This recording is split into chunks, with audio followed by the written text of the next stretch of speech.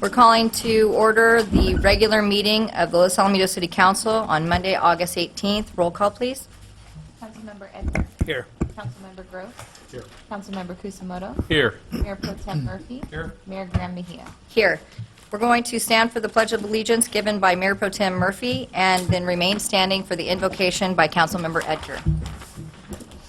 Actually, I'm hoping to lead this. I hope you'll all join me. Ready? Begin.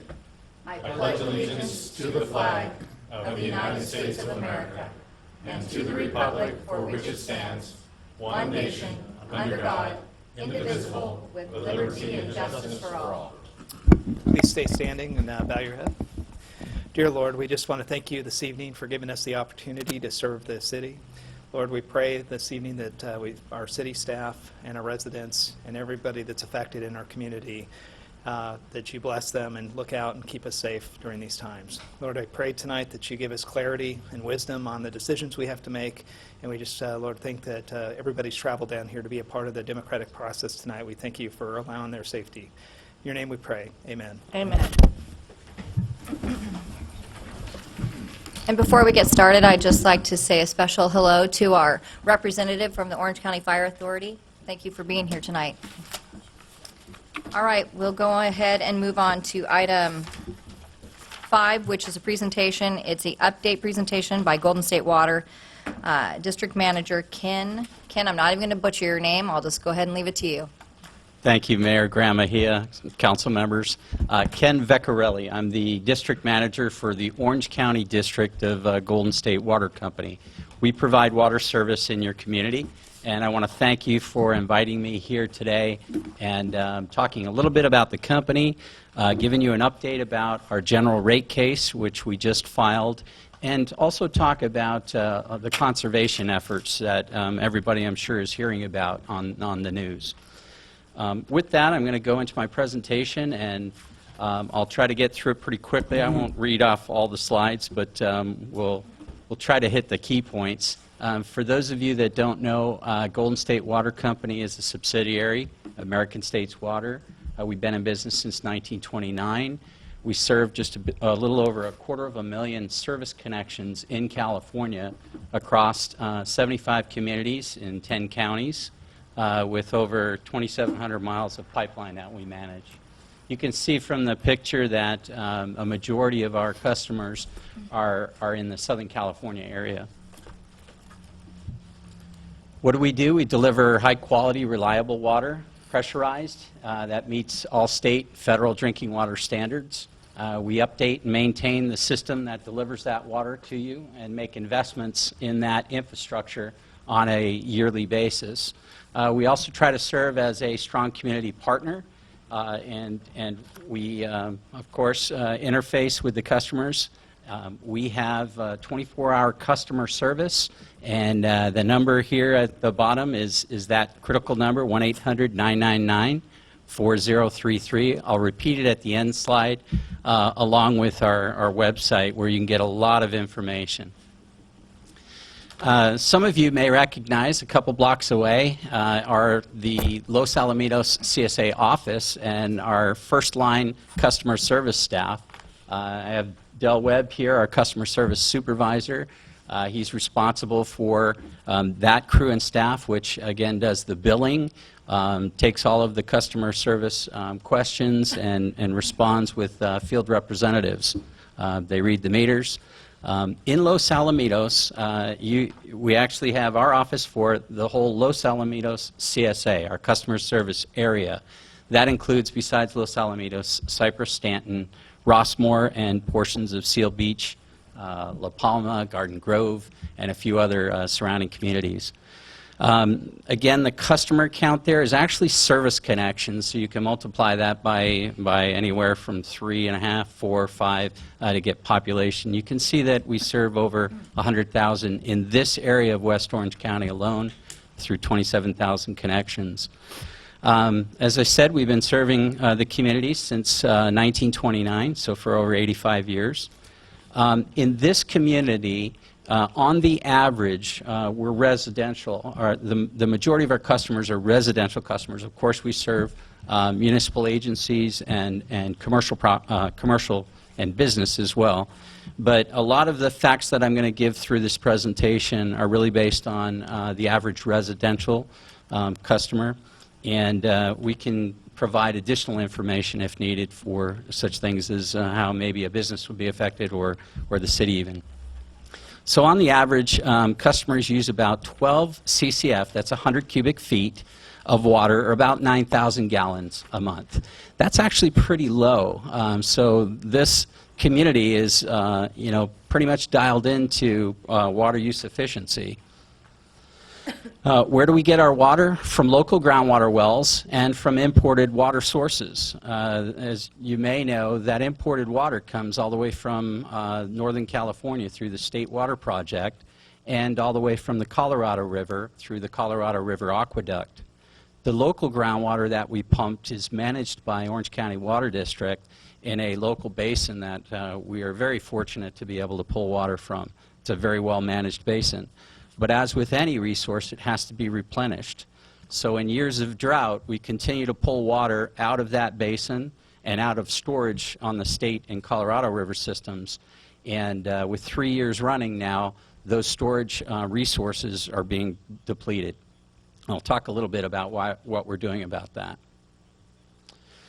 So what about water rates? Well, Golden State Water Company is governed by the Public Utilities Commission. So we are a water company, a utility, much like Edison and like the gas company.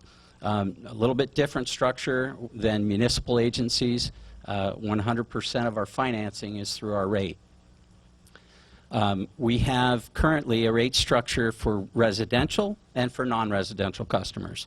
The non-residential customers, including irrigation systems for the city, for example, are on a single tier. So one flat rate for the water that they use per 100 cubic feet, plus a monthly service charge based on the size of the meter. Residential charges are currently on a 3-tier structure, and our proposal is to push that to a 4-tier structure. Approximately 30% of our service charge, or 30% of our fixed costs are covered by that service charge. And that's something that customers don't always understand. Boy, I didn't use any water last month, or hardly any, and I still have this bill. Well, that bill is still to maintain and operate the systems, whether any water is taken or not. As I mentioned, 1 CCF, which is 1 billing unit, is 748 gallons. So how are the rates set? As I mentioned, through the California Public Utilities Commission.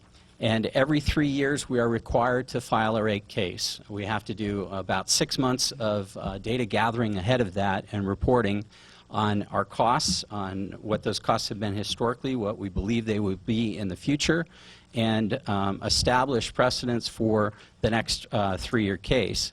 This rate case is for 2016, 17, and 18. So this process is going to take about 18 months through the CPUC, and I'll go through some of the details on that again. We encourage, and the CPUC encourages all customers to provide input, and there's different time periods when they can do that, and they can do that at any time through the CPUC's website. There's a division of the California Public Utilities Commission called the Office of the Ratepayers Advocate.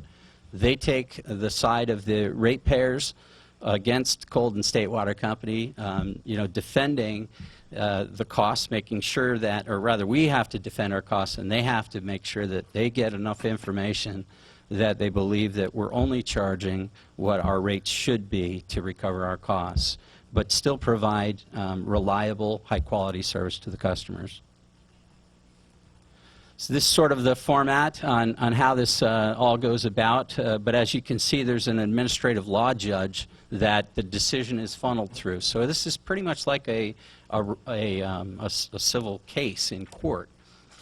And then, of course, it goes up to the CPUC commissioners for a decision. And here's some of the dates. We just filed that rate case application in mid-July. We're just now getting notices out to the customers on both through our billing cycles and through direct mailing. So this is part of the reason why I'm coming before you, in case you get overwhelmed by calls. Those folks at Golden State are trying to raise my rates again. Well, there's no guarantee that they're going to go up, but we did apply for increases over the next 3 years. And they're relatively modest increase, and I'll show you how that works. This is just our revenue increase for the local area, and they're actually relatively small again compared to past cases. In the case of Los Alamitos, for those customers using on the average 12 to 15 cubic feet per sec, 100 cubic feet, their rate will actually, or their bill will actually go down a little bit for the first year, and that's in part because of how we're restructuring the tiers, and actually how we're doing other things, trying to cut additional costs, gain additional efficiencies in our system, and also we're trying to implement some fees for individual users that these costs have been spread throughout all our customers. Now the costs will go only to those folks that receive the service. Things like fire flow and backflow certifications, those types of things. Those programs were applying for specific fees for customers receiving the services. So this is just a schematic of our proposed 4 tiers. And again, as it works out, the average customer will actually see a slight decrease, or could actually see a slight decrease in that first year, followed by very minor increases in 17 and 18, if this is all approved. And again, I'll show you the numbers based on sort of the average residential customer. The nexus behind 4 tiers, though, is again to emphasize water conservation and water budgeting. You know, a lot of resources, this precious resource, are used outdoors.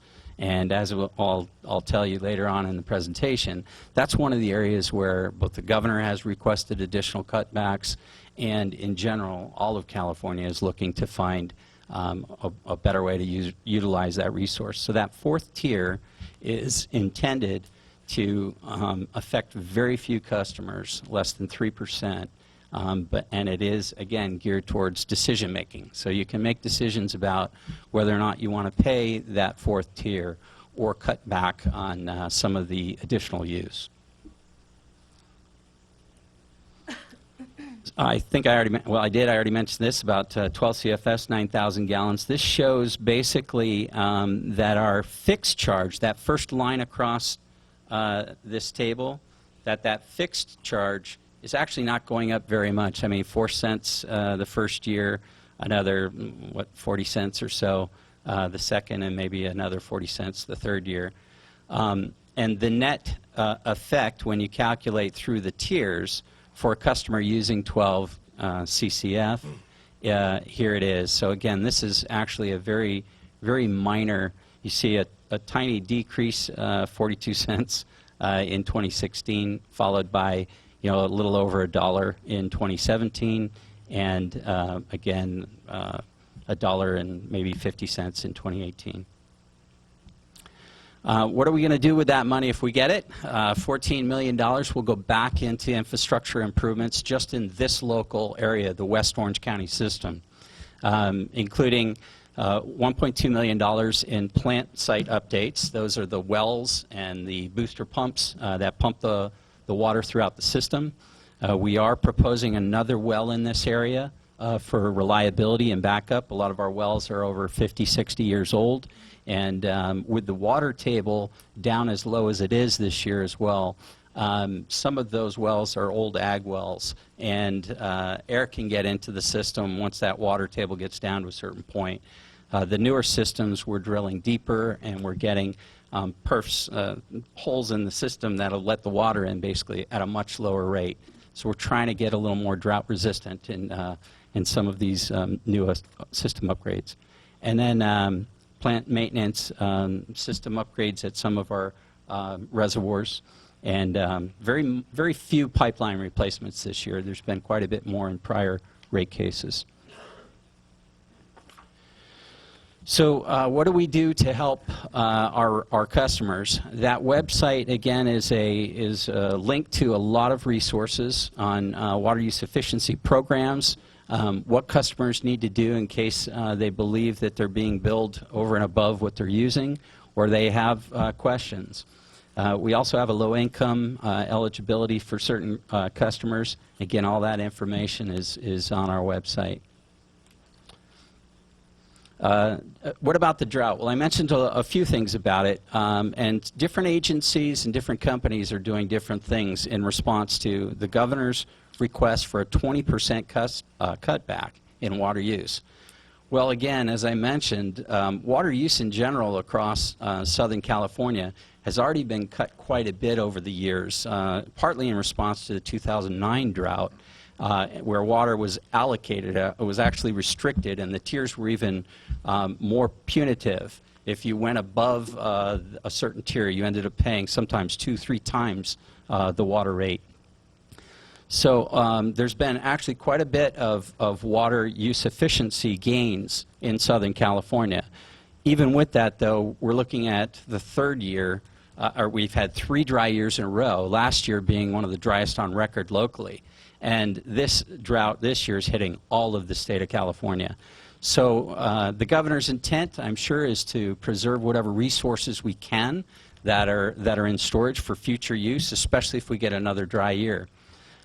So there have been mandates placed upon all urban water purveyors, and that mandate is to try to get and realize another 20% decrease in water use. Well, the way the mandate reads, it's effectively geared against outdoor water use. There's 4 bullet points there, or dash points. The direct, and these are the mandated regulations. No use of direct water for washing down any hard surfaces, watering outdoor landscape to a point where it causes excess runoff. I think we're all kind of guilty of that a little bit, but excessive runoff, where you see a stream running down the curb and gutter, or you're ponding in someone's yard, that type of thing. You know, adjust your sprinkler systems, adjust your timers, fix leaks, those types of things. They're pretty much common sense. No using a hose unless it has an automatic shutoff for washing a vehicle, and strongly encourage customers to take their cars and vehicles to a car wash where a lot of that water is recycled. And no use of potable water in a fountain or decorative water feature unless it's recirculated. So those are the 4 mandates. They're pretty self-explanatory. They're pretty basic. I think we can all do our best to comply with those mandates. But what specifically Golden State Water Company is doing, again, is regulated by the California Public Utility Commission. So we can't just fine someone, even though the governor said you can fine them up to $500 if you catch them violating these mandates. The process that we're going through will be an educating process, and if customers refuse to change their habits or their approach, then there are steps that we can take eventually to either cut off their service or work with local agencies to assess a fine. So there it is. We're going to be partnering with other agencies. We're actually still going through the CPUC process for all of this, so we don't have all of the components absolutely approved, but we're just starting to, we have a notice approved to the customers. It's started going out today in cycles. It'll go out over the next couple of weeks and through the rest of the billing process. We're doing that with both, unfortunately, both our rate case and this water drought issue at the same time. Here's some items that, again, folks can look at to get some more water use efficiency or cut down their water bills. And again, obvious things like fix leaks, dripping faucets, those types of things. All these are on our website, and getting some of these resources to the customer, you can do that through our website. So as I mentioned, here's our 24-hour customer service number. There's my name, again, Vecchiarelli, the pronunciation, and our website. Here to answer any questions you might have. Great. Bring it back to the council. Anyone? Yeah, I got a couple Roy? questions. Ken, thank you for coming down here. My pleasure. I'm getting a lot of questions from the community regarding these water bills. And just from a historical perspective, 2012, you guys had went through and raised the fees 24%, correct? I wasn't with the company at the time, so I'm not certain, but I can find out if, if that is the number. Yeah, so in 2011-12, when the initial increase, like you said, every 3 years through the CUP process, you guys go and take a look at that. The explanation at that time was it was increased projects or CIP projects, mainly infrastructure up in High Desert, Big Bear, et cetera, and some fixes down here, but the net was a pretty significant increase. A lot of people talk about that as the baseline. This proposal that you guys are getting ready to submit, you've used the 9 cubic feet, the CCF, 9 or 12. And in our community, just for an example, half of the residents in our community live in an apartment. So that don't have yards. So the 9 CCF or 12 CCF is underestimated. I got to tell you now, my water bill's over $100 a month. And I don't have a pool. And I got 3 kids that definitely love taking showers, and I need to do more. But the reality is, we're talking about how it affects on average, but you don't give a total percentage of the rate increase. Could you tell me what the percentage is Sure. in total? Yeah, the rate increase for the first year for this area is 0.69%, so just under 1%. For year number 2, it's just over 2.4%, and year number 3, almost 2.7. Now, some of the information you see out there is for the whole company. So some of the notices, not the ones we're sending directly to our customers, but through our website or other general information that might be reported, is across the whole company. And the whole company is looking at a negative 0.5% in year 1, followed by like a 3.1 and a 3 point something else. So 2 years of 3% past that.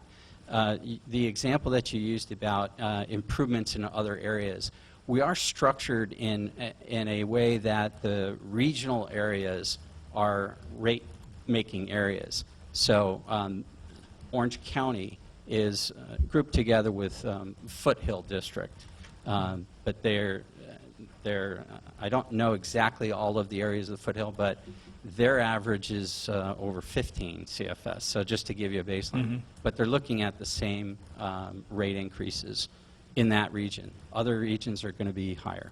So I know that this is part of the public outreach process that you're going through. I guess as a council member, I would appreciate a couple things. I'm curious if you have numbers lower than the 12 CCF for apartments versus homes versus business, because right now the 12 is an average of all.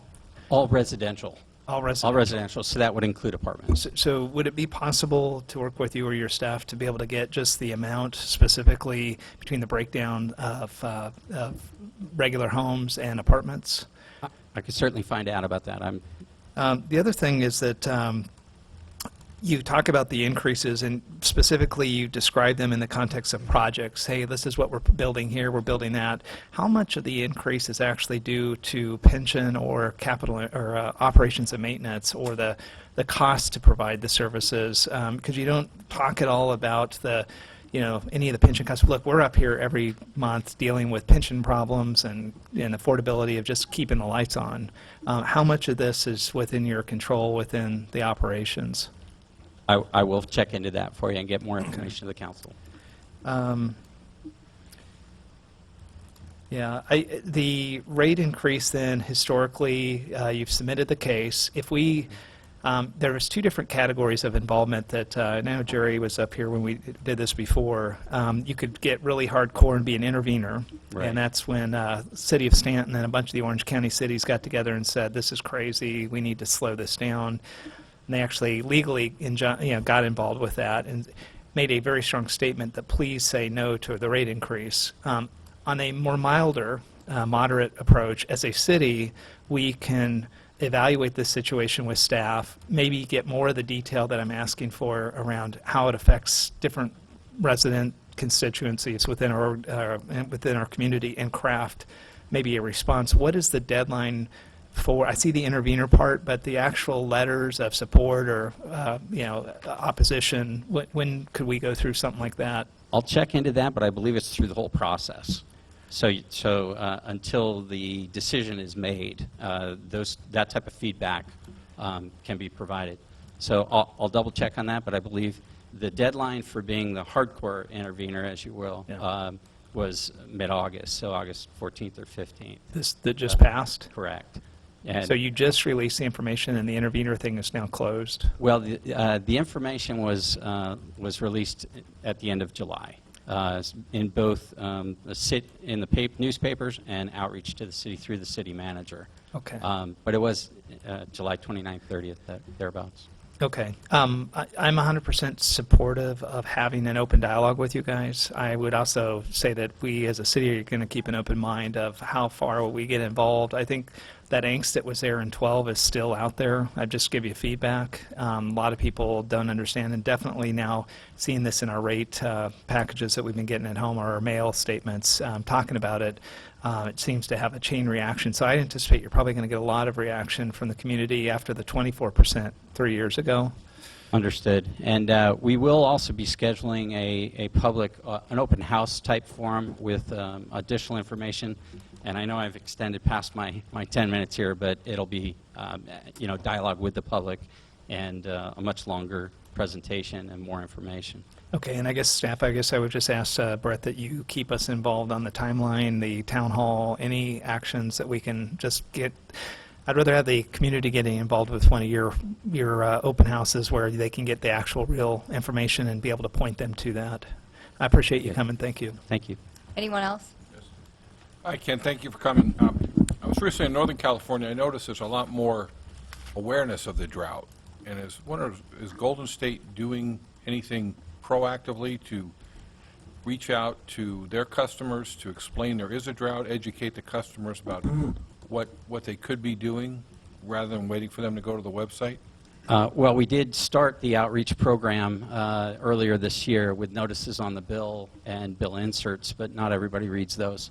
So that's our primary focus, our primary outreach tools.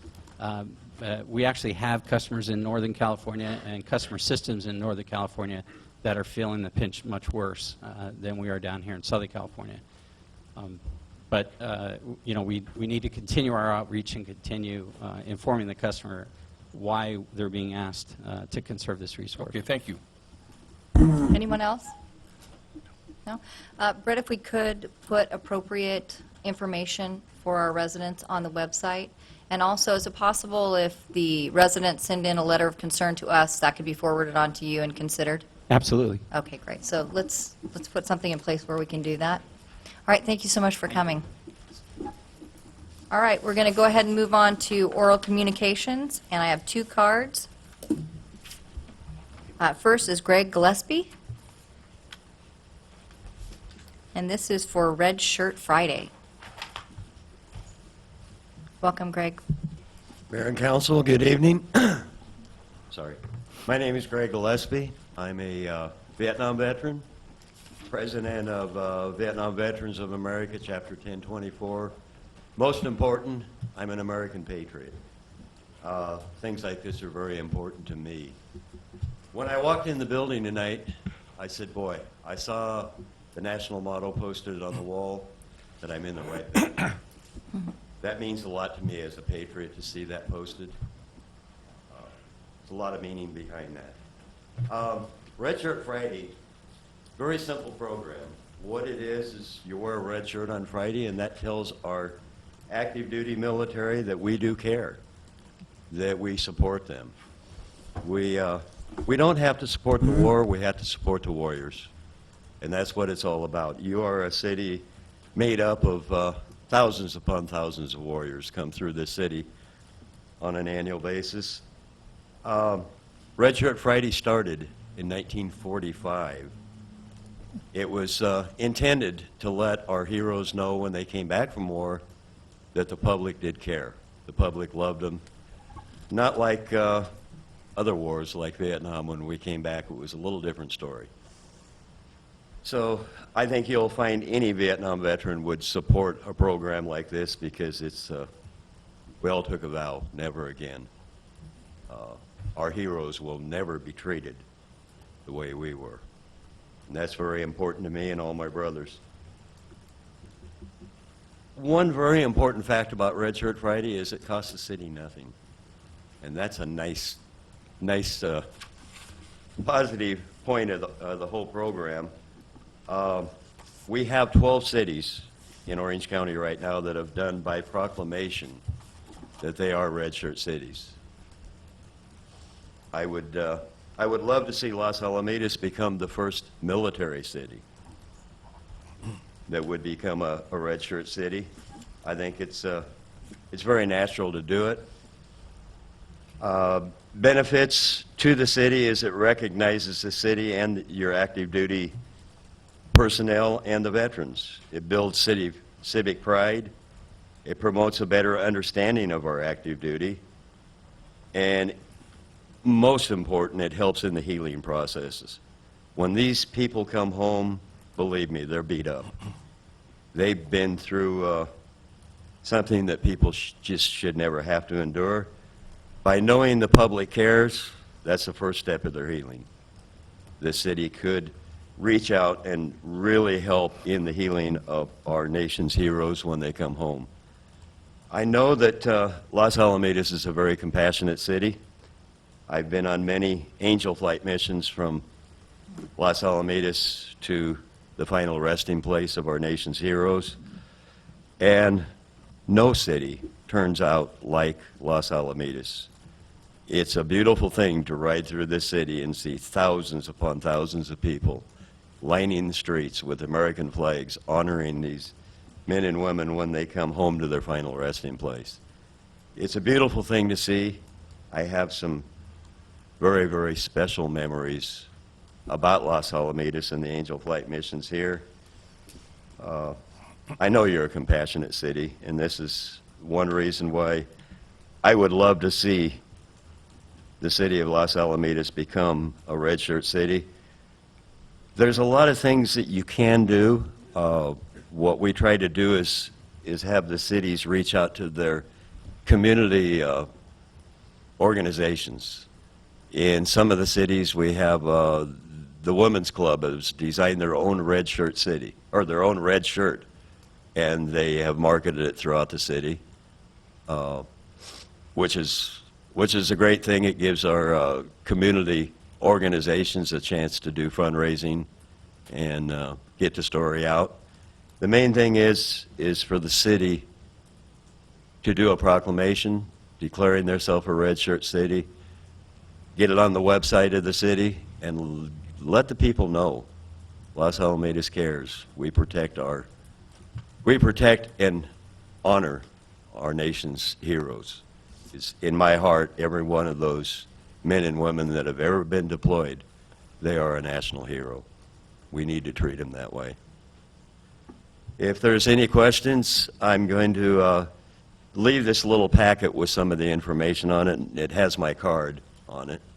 One other thing I'd like to make a quick announcement about, September 12th at Senator Bob Huff's office, we're going to be having a POW MIA observance program. People do not understand how many thousands of men are still missing in action in this country, dating back to World War I through all of the conflicts. We have probably 300,000 to 400,000 men that have not returned. That's a shame. It's a shame that we don't recognize them often enough, so our governor has set aside September 13th as State POW MIA Recognition Day. We could only work it out for the 12th at the senator's office. It will be from 10 a.m. to 11:30. We're also hoping that our Congressman Ed Royce is going to be there also. We'll have some guest speakers. We'll be doing the POW MIA table, which is kind of a heart-rending thing to do, to see and understand why we have so many missing in action. So I'm leaving some information on that, and we would love to have the council come out and support that event. Thank you very much for your time. Thank you very much. Does anyone have any questions? Real quick, how long does your program run for? The Red Shirt Friday program should run indefinitely as long as we have men deployed. Okay, thank you. Real quick, the acronym RED stands for Remember Everyone Deployed. That's why we chose the color red. That's great. Thank Thank you you. very much. Wendy, can we make sure we reach out to Mr. Gillespie and have that proclamation for them by the next meeting, if we could do that? Great. Thank you again for coming. All right, next we have Shelley Henderson. Good evening, Mayor Mejia and other council members. I'm here in my capacity as editor of Orange County Breeze to invite the local candidates, who, as I understand it, will not be candidates for much longer, but the local candidates to submit statements to Orange County Breeze for publication. We will publish them verbatim, no copy editing, so make sure you check your grammar. We do not insist that it is the same statement as you submit to the Registrar of Voters, but we will, and we will publish them. We encourage all local candidates. I've already been to the Cypress City Council inviting them, and we have had some response from there. I understand that here in Los Alamitos, you have just the right number of candidates, and that you will have a special city council meeting coming up this week to decide, should you go ahead with an election and spend all that money, or should you just declare that the exact right number of candidates be appointed? It's going to be a tough decision. So anyway, Councilman Edgar, Councilman Kusimoto, and soon-to-be council member Shelley with an H. I do encourage you to submit a statement to editor@oc-breeze.com. As I said, it will be published verbatim. Thank you. Thank you. Anyone else who'd like to speak on any item, please step forward. Can you state your name for the record? Larry Strother, I'm here on behalf of the Taste for Los Al. Just want to let you know the date for the Taste for Los Al will be October 18th. It will again be held at the shops at Rossmore. We will distribute the tickets to the participating Los Alamitos High School booster clubs next Tuesday night, so they should go on sale immediately after that. We encourage you to buy them through the booster clubs because they will receive a significant amount of ticket money. $25 of that $45 purchase will go to the participating booster clubs. Anyway, last year, just to let you know, when we did it last year, we had over 3,000 people there. That was our 13th year. And since 2001, we have raised $1.83 million for Los Alamitos High School activities and facilities. And a lot of that played a major part in the construction of the all-weather track over there. So I just want to let you know on that. On the other matter, which we kind of talked about a little before, just on the Los Al TV, I would just like to encourage you, because I thought Mr. Murphy's suggestion was a good one, and I would encourage you to look at it, because I think there's when I was hearing some conversation, I think there's a lot of revisionist history that's misunderstood because you've been beaten over the head so many times by different people talking. I mean, I could go through about 5 things I know were not the way they were, and but I think his suggestion would be a good one because you guys could ask all the questions you have and put that on an RFP, and that way they could be answered, and in a way that somebody can present it in a cogent, collective way. So anyway, I would just encourage you to follow that. And I encourage you also to come to the Taste for Los Al, which is a far more fun subject to deal with. So anyway, that's it. And I have these so you can keep them and put them on your wall and throw darts at if you want. Great, thank you so much. Anyone else wishing to speak? Please come forward. If you would, state your name for the record. Potjarin Viles. Thank you for I coming. came here for the tennis. Good evening, Mayor and City Councilman. There are a lot of problems at the tennis court, and thanks for your time to regulate the tennis court. Hopefully, everything will turn out better for everyone. And because the city built a tennis court for the people in city of Los Alamitos. We bought the home here in Los Alamitos because of the tennis court. And suburbia is just so close to them. And there are few groups of tennis players from other cities like to camp on the weekend. Weekdays have no problem at all. But on the weekend, they would go to the tennis court from about 6:30 in the morning, stay until about 11. Unlike the Rossmore tennis court and Liberty Park at Cerritos, they have much better regulations. Like you can call in to book the court. If you play single, you can book for 1 hour. If you play double, you can book for 1 hour and a half. And the same as Liberty Park.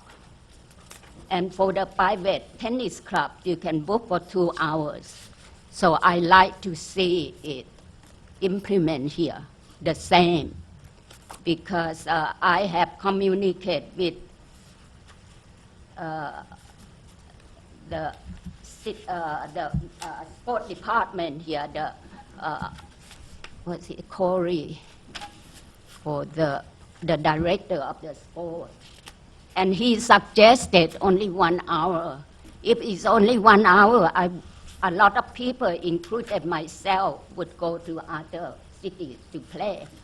And I have a neighbor here, Linda Sockets. She's a tennis player. And she supports, along with other people who sign my petitions. And one of the person I was attempt to do this about 15 years ago.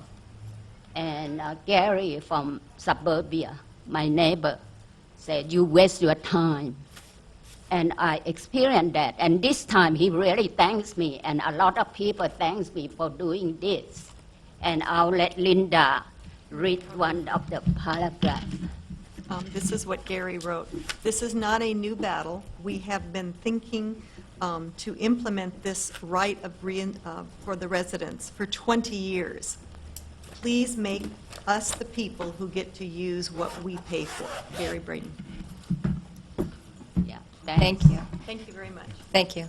Just a little bit of background on that. We've been working with Corey. He's done a lot of research to find out if there's a way we can't do reservations for the weekend so that we can protect the residents' rights to do that. Corey, if you could, one of the items that they were interested in is if it's a doubles, increasing that from an hour to an hour and a half. So you and I can touch base maybe tomorrow or something along those lines, and we can add that to the new regulations that we've talked about. All right, anyone else wishing to speak? Welcome. Please state your name for the record. J.M. Ivler. I apologize showing up like this, but I'm in the middle of a house reconstruction. First of all, I'd like to thank all three candidates for City Council. This has been the cleanest, most pleasant election season since I moved into the city. Thank you for not putting up any signs, sending out flyers, or doing anything else that would upset the peace that is broken out under the various recent leaders and is really very pleasurable. Secondly, because I am doing the construction, I cannot stay. I have to get back. And I wanted to mention two things that are on the discussion item. The first is the fireworks. It would be really beneficial if we could, as the first choice, move them back to where they were, and as a second choice, shoot them higher if we can't. You had a lot of people here expressing their concerns for the last 2 years. It really has had a negative effect on the community by moving them away. It's understandable they were doing construction, but it's time to move them back. And the second item that's on the agenda has to do with LATV. Today I was here for a while you were discussing things and I had to take off. While I'm traveling, I listen to streamed media. If I check, I'm sure I'd find over 3/4, if not more, of the cities stream their meetings. It's not an expensive process. I've been told it's basically a cable splitter just to do streaming. I couldn't hear any of the LATV conversation or the balance of the other conversation from your earlier meeting because I was on the road. I'm obviously interested in what's going on. I don't know if what I just said has been discussed at the meeting. If we were to purchase a cable splitter and just live stream these, it would make life much easier for those of us who cannot be here to at least hear what's going on, to understand what's happening from our city council, whether it's a special meeting, planning commission meeting, any meeting that happens in this room should be live streamed. It's not that expensive, and it's really beneficial to a community, especially today. If I can get live stream from Ferguson, Missouri in the middle of riots, I should be able to get live stream from my city council in a building. I appreciate your time. Thank you very much. Again, thank you again to all the candidates for the most pleasant election season in my memory, and have an outstanding evening. Thank you. Anyone else wishing to speak? Seeing none, we'll go ahead and close oral communications and move on to register of major expenditures. Do I have a motion? I'll move it. Second. All in favor? Roll call. Councilmember Edgar, Aye. Councilmember Gross, Aye. Councilmember Kusamoto, Aye. Mayor Pro Tem Murphy, Aye. Mayor Graham Mejia. Aye. Move on to item 8, consent calendar. All consent calendar items may be acted upon by one motion unless a council member requests a separate action on a specific item. Would any council members like to pull any of the items? All right, entertain Make a a motion. motion. I'll second. All right, all in favor, say aye. Aye. Any opposed? Motion passes. We move on to public hearing 9A, resolution number 2014-18, processing fees. Staff report, please. Oh, I'm sorry, let me open it for public comment. Anyone wishing to speak on this item, please step forward. Seeing none, we'll go ahead and close public comment and bring it back for a staff report. Thank you, Mayor and City Council. The Director of Recreation and Community Services, Corey Lakin, will give the staff report. Thank you, Madam Mayor and members of the City Council. The Recreation and Community Services Department offers a wide variety of fee-based programs and classes to the community by utilizing contracted instructors or part-time Recreation and Community Services Department staff. Fees are associated with processing these registrations for these classes, and they have not been adjusted in over 6 years. This fee helps to offset the costs for staff and the new registration software that we're looking to roll out for the winter registration process. The fee reimburses the city for less than half of the actual cost of processing these registrations, both with staffing and the new registration software.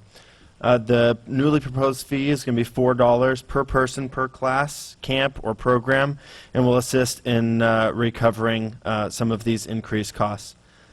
Staff has done research at looking at other cities to see what their processing fees are, which you can imagine does range from 0 all the way up to $8, sometimes even higher, depending on if the city has a percentage in place rather than a flat fee.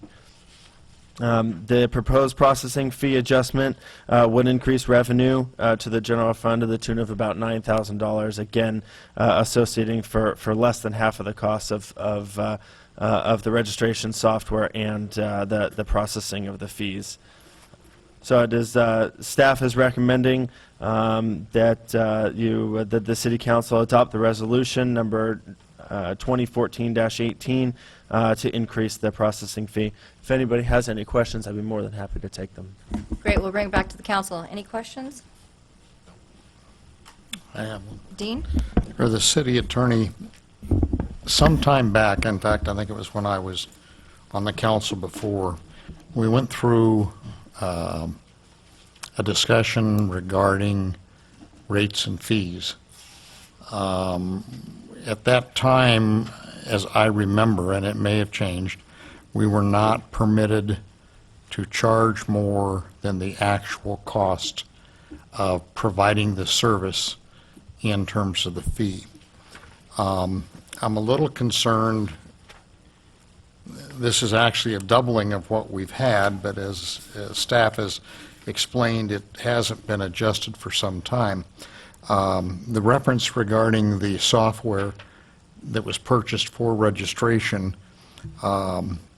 is that considered something, because it's probably a multi-year investment, is that something that we can recover cost on through the fees, or is it only for the processing portion?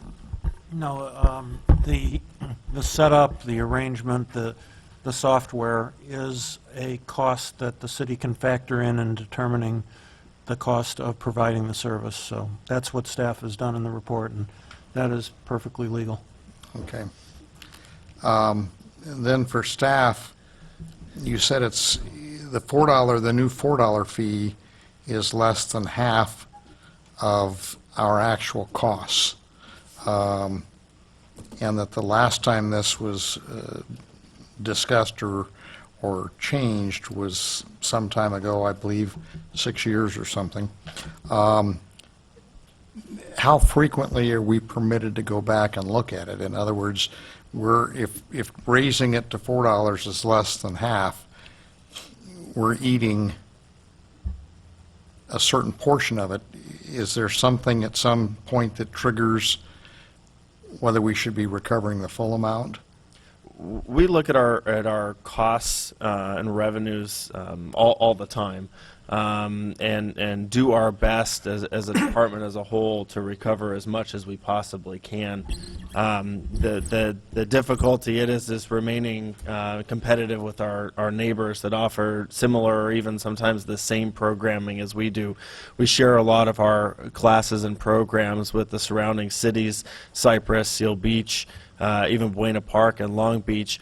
In order to continue offering the classes, a lot of our classes don't necessarily sell out, and so we offer the same classes that are offered in Seal Beach. In fact, our class that we advertise takes place in Seal Beach, and if there's 20 spaces allocated, we'll take 10, and Seal Beach will take 10 in order to fill the class.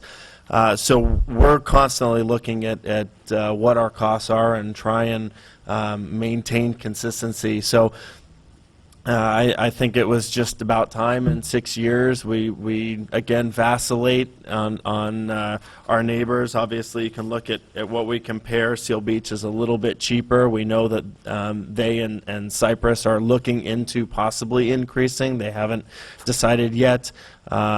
Cypress is switching over to a new registration software in the next couple of years, that they don't have a choice, just like we didn't have a choice.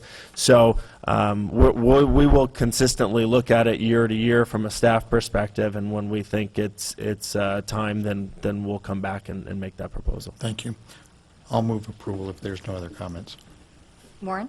Thank you, Mayor. So just a question. So I noticed on the past few consent calendar items, there are numerous refunds, and so there is some cost of that, which I don't know how you recover that, but you don't charge a fee, do you, to those? Yes, we do. We charge a $6 processing fee for it depends on the refund. If they are canceling for a certain conflict, if we are canceling, a contract instructor cancels the class, or we cancel a program, then we refund them the full amount. Okay, so you're recovering on that end as well. Okay, thank you for the clarification.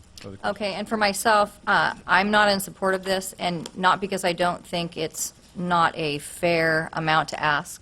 I just think that we have run into this problem a couple of times now where we've waited a prolonged period of time without increasing fees, and then it's a big chunk all at once. And so for me, like with the school district and the fields, where we hit a real problem with that because we wanted to increase it significantly, I don't support this only because I believe it should be done more regularly in a smaller increment. So other than that, I'll entertain a motion. I'm sorry, Troy, go ahead. Yeah, I got a couple questions. So, Corey, can I take the same class that offered between Seal Beach and LaSalle, and is the class cheaper, or are we just talking the processing fee? Because the same class that was in their Seal Beach Community Resources Guide, is it the same amount? Yes. It's just the fee is different? I believe so. There are some instances where different cities charge different amounts, but if we share a class specifically, like with Seal Beach or with Cypress, it's the exact same class, exact same instructor, and it's either at our community center or at theirs, then yes, the class advertised in the brochure, the cost is the same. But there's no requirement to be a citizen of either city, so if you wanted to get the same class cheaper, you just find out who charges the less fees? Currently, yes, that is the practice. We are currently restructuring our instructor agreements to ensure that we mirror each other. And we've talked with Seal Beach and with Cypress, and they're okay with that.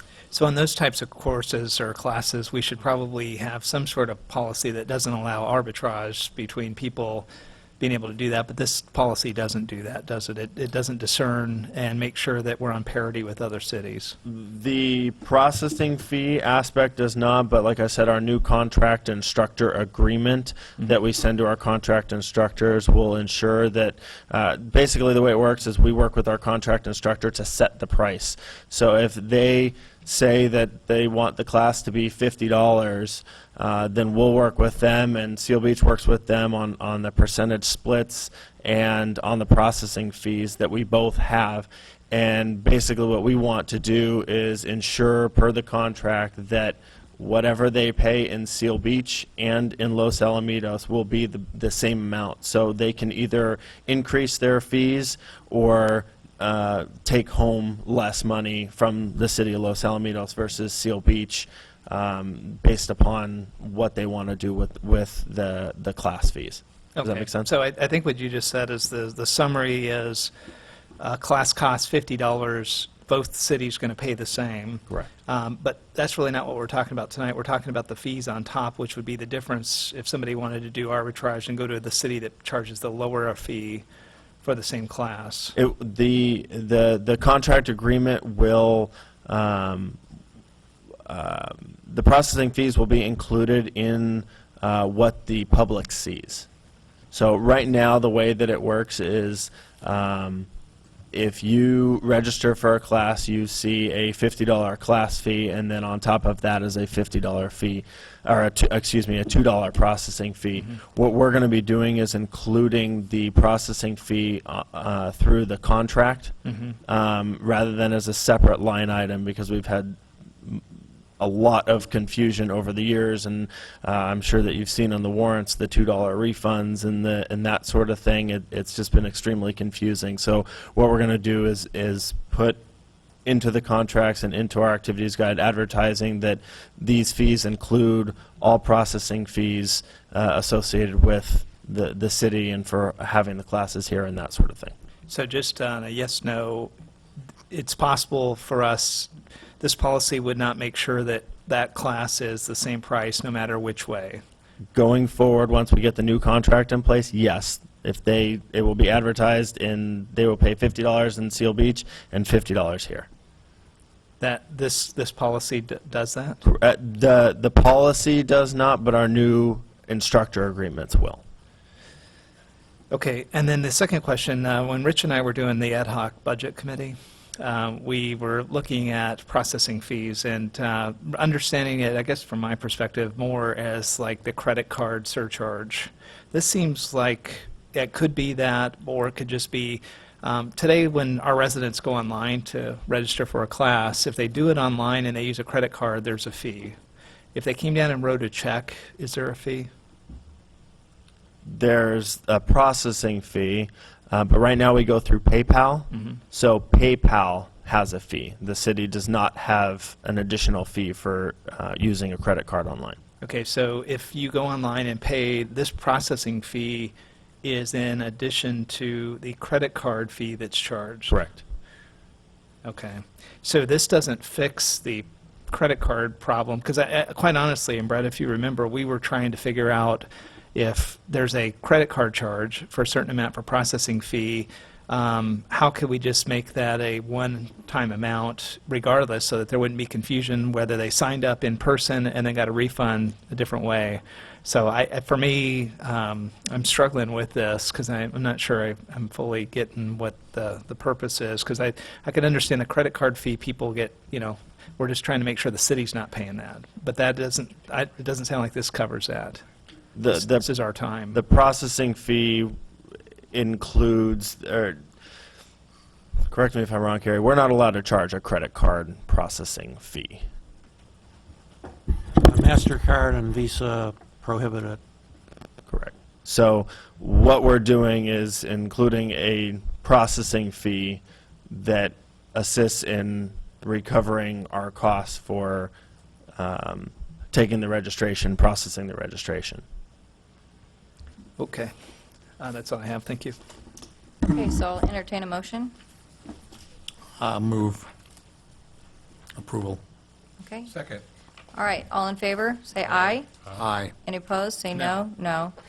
Motion passes 3-2. We're going to take a short recess.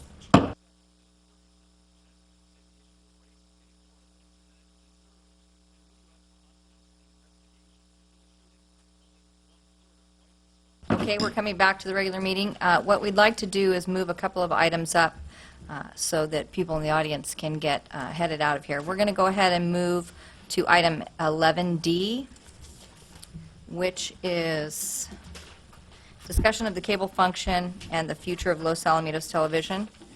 Staff report, please. Thank you, Mayor and City Council. This is we placed this on the regular agenda in the event that we were not able to finish during the workshop, but this is a repeat, basically, agenda item of what was discussed and started at the workshop between 4 and 6 o'clock tonight. And so we will pick up where we left off. I know that the consultant that is being recommended for the football, basketball, and sporting events is available in the audience. And my understanding of the last place that we left off, we were going to start this discussion with the legal analysis update from the city attorney, and then have the financial analysis from the interim director of administrative services, and take feedback from the council as we go forward. What I'd like to do too, though, is I know John Underwood wanted to speak, so if he doesn't return within the time frame, I'd like for us to be able to allow him to speak, even if it's after the item. Dean, would you like to? I was going to say, we have a motion and a second that's still on the table regarding securing, putting out an RFP to secure somebody to help from the standpoint of the future. Should we take care of that first before we go to other items? That is where we left off. We did have a motion and a second on the floor. Do we want to, just a question, Dean, do we want to discuss, hear all of the staff report before we take an action, or has council decided and like to move forward now? I would like to respectfully ask the council to wait for Mr. Underwood to show back up. There he is. Okay, and then if I may ask also the council, can we skip to item 2? I think we can probably dispense with that. Well, I hope we can dispense with that rather quickly on this recommendation. So if we... Absolutely. Let's do that since we have someone. The maker of the motion in a second, if that's okay with them. Okay. Thank you. All right, so let's go ahead with item 2 on the recommendation. Okay, the recommendation on item 2 is to authorize the city manager to execute an agreement with Direct Community Video for the production and filming of football games and basketball games, potentially some other events, sporting events for the Los Alamitos High School. As I had talked about at the first workshop, this is an item that staff had put together a request for proposal for these services. Mr. Strother is no longer going to provide these services, and we received one bid by the deadline of August 11th, and that bid was received from Direct Community Video for the production and filming of football games and basketball games. Staff has done the due diligence in terms of community development director and the city manager doing an interview with the consultant that submitted the bid. We feel that the consultant is qualified and able and capable, but he is here tonight to answer questions and present the information what the proposal will be and answer any questions of the council. So TJ Montemer is here from Direct Community Video. Okay, great. Let me bring it back to the council. Council, would you like for me to have the gentleman step up so you can have questions answered? No? He's the only option, right? Think so. Well, I mean, if you have questions for him, I'll call him up. If you don't have any questions. I do, I'll have a Okay, couple great. questions. Okay. But I, TJ, could you stand up, please? Come to the podium. All right. Greetings. Welcome. Hello. Go ahead, Troy. okay. Good evening, thank you for coming. The question I have for you is kind of the blind faith RFP response of, I'll take all the money you can provide at $6,500, and I'll do all the games, it'll come out to $200 at a minimum. How do you bridge the gap without a lot of knowledge of our community to get local sponsors? Where do you get the money to bridge and subsidize what is a community contribution to yourself so that you actually can at least break even for this effort? Yeah, I do reside in Santa Monica, Los Angeles, but my parents and I grew up in Rossmore.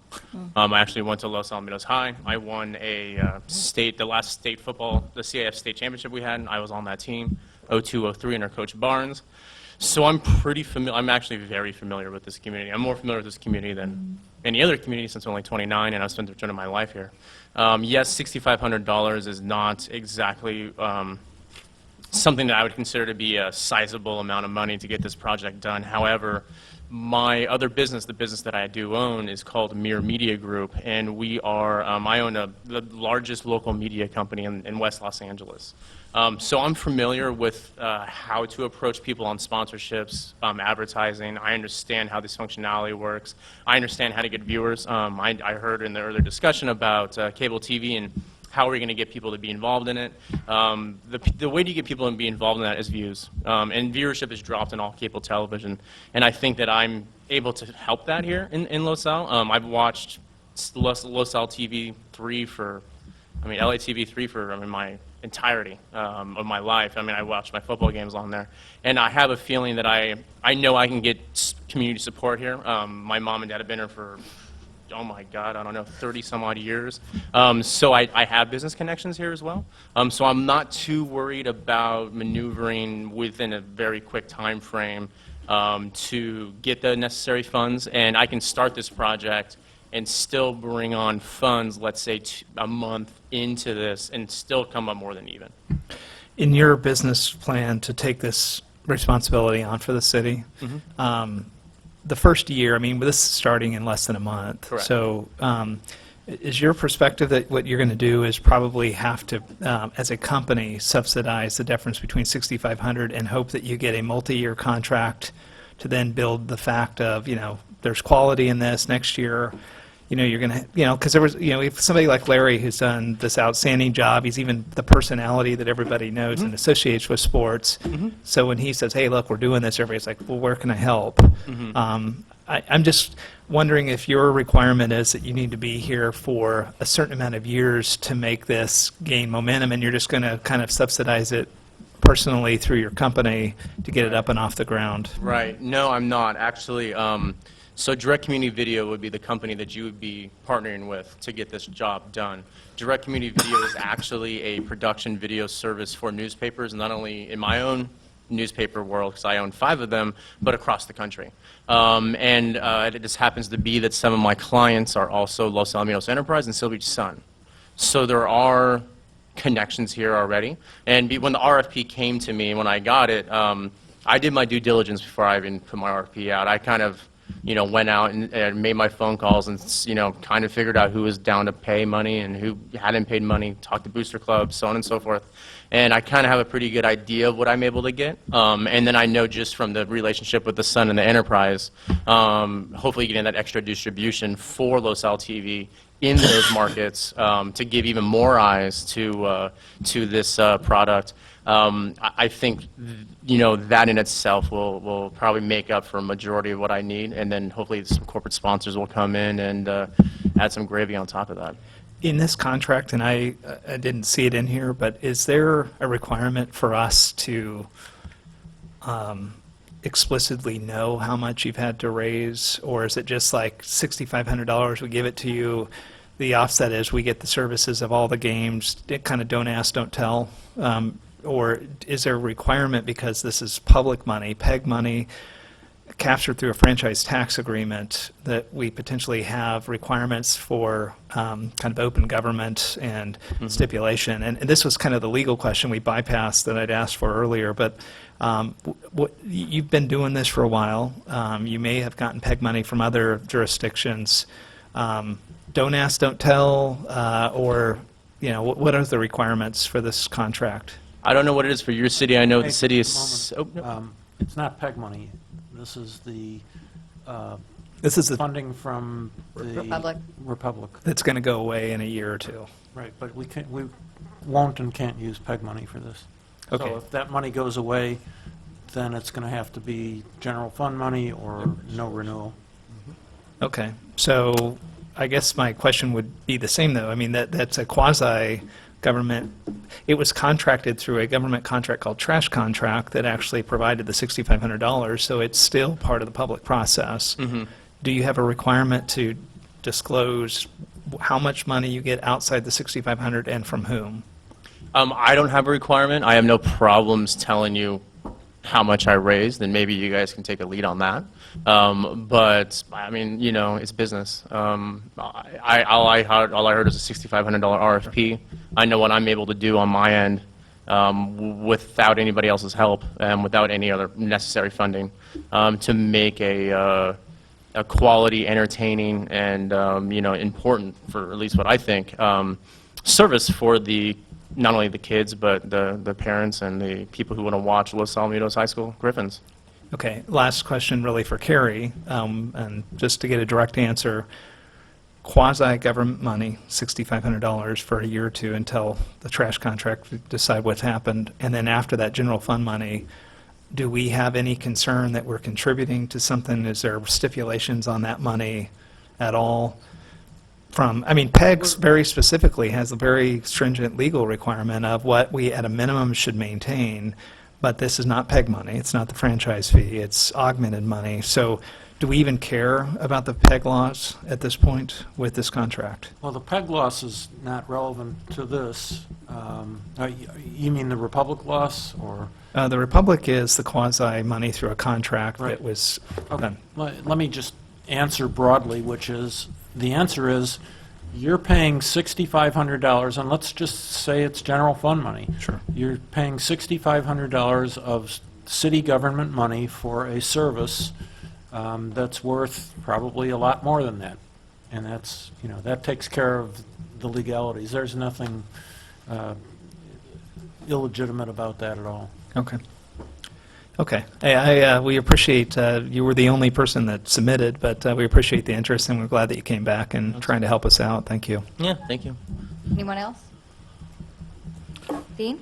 I'll make a motion if we're at that point. Is there still more dialogue? I just want to say, so very excited that a hometown boy is going to be doing this for us, and thank you, because we know that it's a very small amount of money, but you're going to be doing a great service. I did want to ask, there was some emails that we got today regarding how quickly the turnaround would be for the filming and them to be on LATV. Could you give us an answer to that? Yeah, I can. So there's a couple of things that we can do. My turnaround time usually is about 24 hours. Oh, okay, great. So we're quick. That's kind of why my company gets a lot of work. For something like this at a half-hour program, I could probably turn around in about 24 hours, if not, let's say 48. Okay. We could put on the entire game in raw format and edit it down to be in a 30-minute program within probably a couple hours of shooting. But actually have a finished product to you within a 24 to 48-hour period. Okay, so am I understanding that you could broadcast the full game and then you'd cut it down to a half-an-hour show, or you do that in-house and then the half-an-hour show is the product that we get? So what would happen is that we're going to go shoot a game. Live streaming, we talked about live streaming here. I'll get into that really quickly so you guys can have an idea of what that is. Live streaming is very easy to do in places like this. Live streaming is hard to do at Vet Stadium, let's say. If that's where they're still playing football, Vet Stadium, they don't have a T1 sitting around. They don't have an internet source. So that's what you're going to pay for, is a strong enough internet source that's mobile that you're going to plop somewhere. So what I'm able to do is, I'm not going to do that for you guys. What I am going to do is I'm going to film the game in its entirety with 2 cameras. So it's a two-camera crew. So we are dropping 2 cameras from Los Al Television that they had going on. Then what we will do is we will go back to, when the game's over, we'll go back to the studio up in LA, and we'll cut the game down to kind of take away all the time in between, how football is. And we will give over a raw footage format that can literally go on TV the next day. So if somebody does want to watch the game from last night, they can do so in not a very entertaining fashion, but it'll be there. Within Right. 24 hours of that time, my company will turn around a half-hour, 30-minute program that will have everything from intro, post-game interviews, highlights, game highlights, upcoming, status of the season, stuff like that. Right.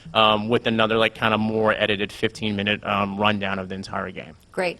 Will you be using your own people to do the announcing, or will you be using the current announcers that we have now? I typically only work with my own people, just Okay. because that's just how I work. They've been around for such a long time, as you know, Yeah, so yeah, it's hard to lose those Yeah. I mean, Larry's a personalities. family friend, so. Yeah, well, I went to school with both Keith and Fritz. They're both right around my age. So, all right, well, thank you so much. I have no other questions. All right. Thank you for waiting. We know you were Absolutely. here a long time, and No problem. Really Madam Mayor, appreciate it. council members, thank you so much for your time. thank you. All right, so entertain a motion, Dean? Yeah, I'll go ahead and make a motion that we approve the agreement with the correction to the agreement that no LATV equipment is going to be used in the process, that the contractor is going to provide all of their own equipment. And that's correct. Okay. All right. I'll second that. Okay, we got a motion and a second. All in favor? Aye. Aye. Any opposed? Motion passes 5-0. Thank you again.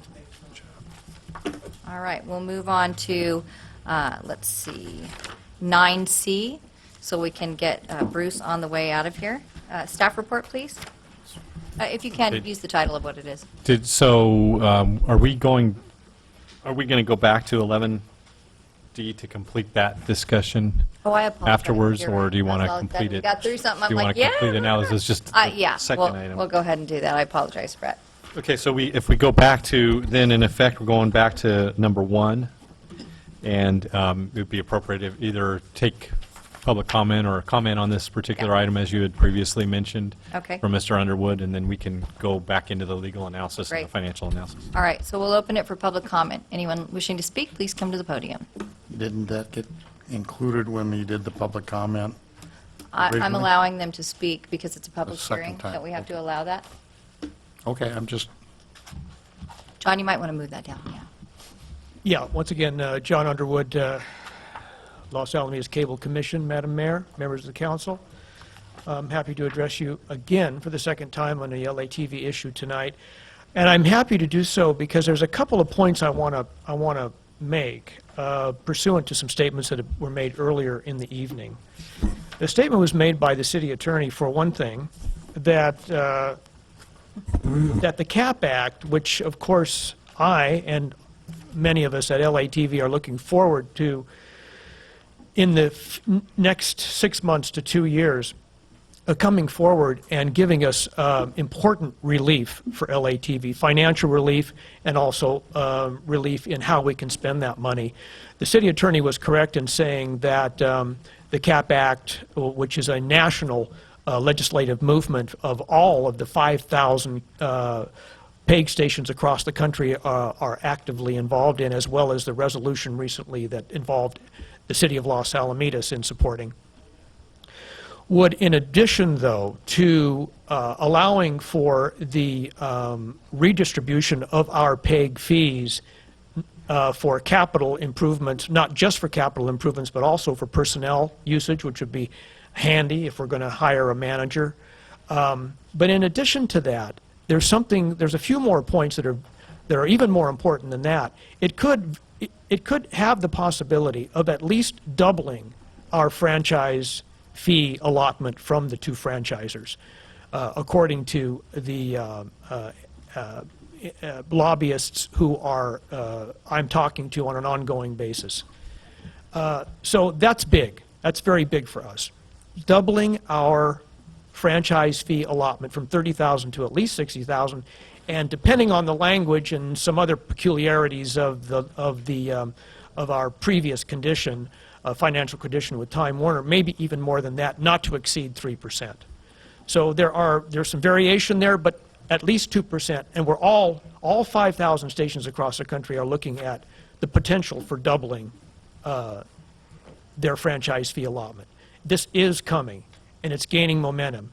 And my interest is that LATV be able to hold out and be able to create and offer a digital upgrade that will offer community members and, even more importantly, sponsors the ability to come to us and create a marketing plan that LATV can execute. Another point that is important to point out is that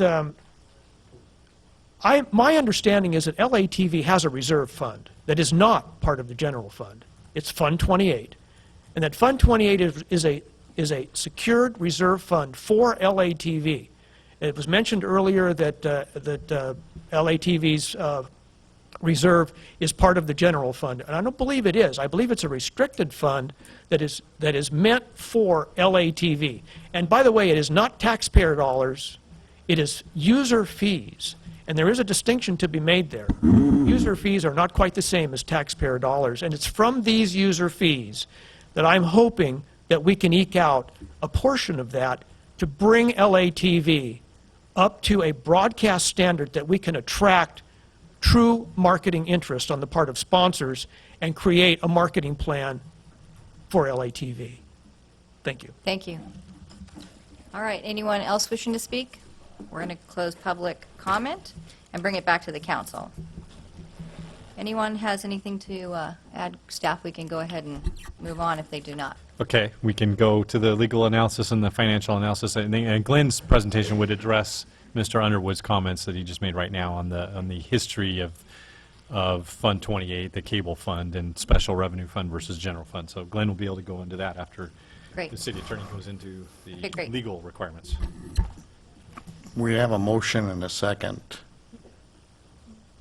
to direct staff to put out an RFP to find somebody to overlook everything. Richard, I don't remember the exact wording that you put down. Should we not take care of that first before we I get think it's into all the rest of appropriate this? to open discussion after a motion's been put on the table. I don't think we've broken any sort of violation by continuing the discussion. I'm very interested in hearing the legal assessment before I can make a final decision. I think what Dean was saying was Richard was trying to, keep us from having to go through this. But, I mean, staff's gone to the trouble of preparing this. I would like to hear it if it's okay with the rest of the council. Okay? Rich? Sure. Okay, great. So why don't we go ahead with it? Well, there's not a whole lot to Good. discuss. Since, I think it was 1986, when the Cable Commission Act, Federal Act, was adopted, cities can now receive, it used to be just 5%, the franchise fee. Cities in many parts of the country also imposed other fees to, and actually, in many cities, the cable companies would provide studios and would provide equipment. After the Cable Commission Act, the cable companies have gradually stopped providing studios. Time Warner is obviously one of the largest. They don't provide studios anymore. They're getting out of that business.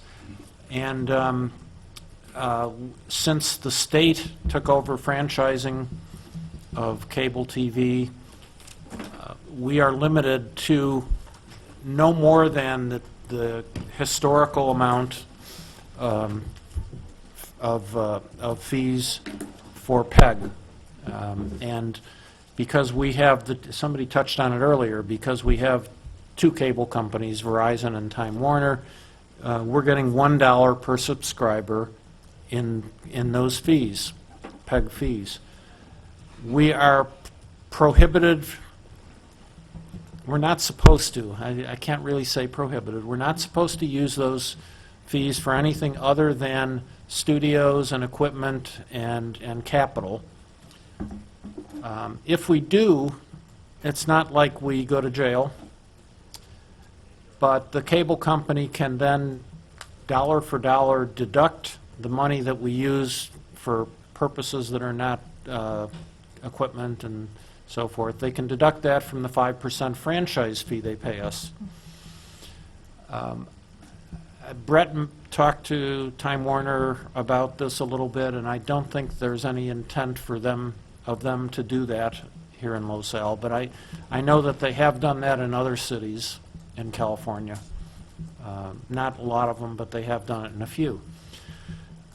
What is another legal question, what is our obligation to provide studios and equipment and actually PEG at all? We don't have one. Just like the cable companies could get out of that business, so could the city. There's no legal obligation to continue providing it. But, you know, certainly it's an option. If we continue funding operating costs for cable, for PEG, we probably ought to do it out of general funds or out of the franchise fees, which are general fund monies. And if you spend $39,000 on equipment, there won't be any PEG fees left because they're only $30,000. So that's my basic report, and I'll be happy to respond to any questions. All right, Troy? So if you look at the value chain of public access TV, I want to just make an extreme point. For PEG, you said we don't necessarily have to, but can we just, let's just get extreme. If we didn't want to do anything with public access TV, could we just take our franchise fee and throw it in the general fund and spend it on police? I mean, theoretically. I don't think Time Warner would go along with that, but theoretically, I don't think we would be punished by the state or the feds if we did that, but certainly Time Warner at that point would probably say, hey, and start deducting that $30,000 from our 5% franchise fee. But there is a distinction. The 5% franchise fees going into the general fund, that is, I don't think that's going to get challenged by Time Warner. It's the additional $1 per So household. let me So that's just, the let me distinction. separate the two. The 5% that the city gets versus the dollar. So the 5% the city gets, unbridled, whatever they want to use it for. Thank you for letting us do business in your city, says Verizon, says Time Warner Cable. Just like the trash franchise fee and other franchise. So we've never been in the discussion of LATV talked about the 5%, so I don't want to introduce that now. The dollar per, Yes. that you're saying there's no strings attached with the dollar per? Oh, yes, there's. And that's what I'm legally, that's what I care There are about. strings attached, and if Time Warner and Verizon find out that we're not using it on what we're supposed to be using it for, they can then just take it back, basically, out of the franchise fee. But to stop them from taking it back, then, specific legal requirements for us getting that dollar per house that makes the 30,000 that we keep talking about. If I look at the value chain of public access, I've got a connection point in City Hall that somebody can bring down a CD and put it on. These cameras go and can be put directly on. The school district records and brings the thing over. Rossmore records and brings the thing over. As long as we have an access point, we are doing our $1 worth of support. That's a net minimum. And then when you get away from the access point, we need to be able to maintain that access point to facilitate who gets on the management of that point, which is something where Rich is saying the production or a manager that would say, you know, hey, look, we're going to, you know, we've got 24 hours to fill, here's an hour here, whatever. And then once you get, I mean, our problem in the city is you get past that access point, then you get into, I need a studio, and then I need a studio and I've got to start producing. And then, you know, then we've got, well, and then you've got, I have a mobile van so I can record stuff in the community, and, you know, and I've got equipment for both of those.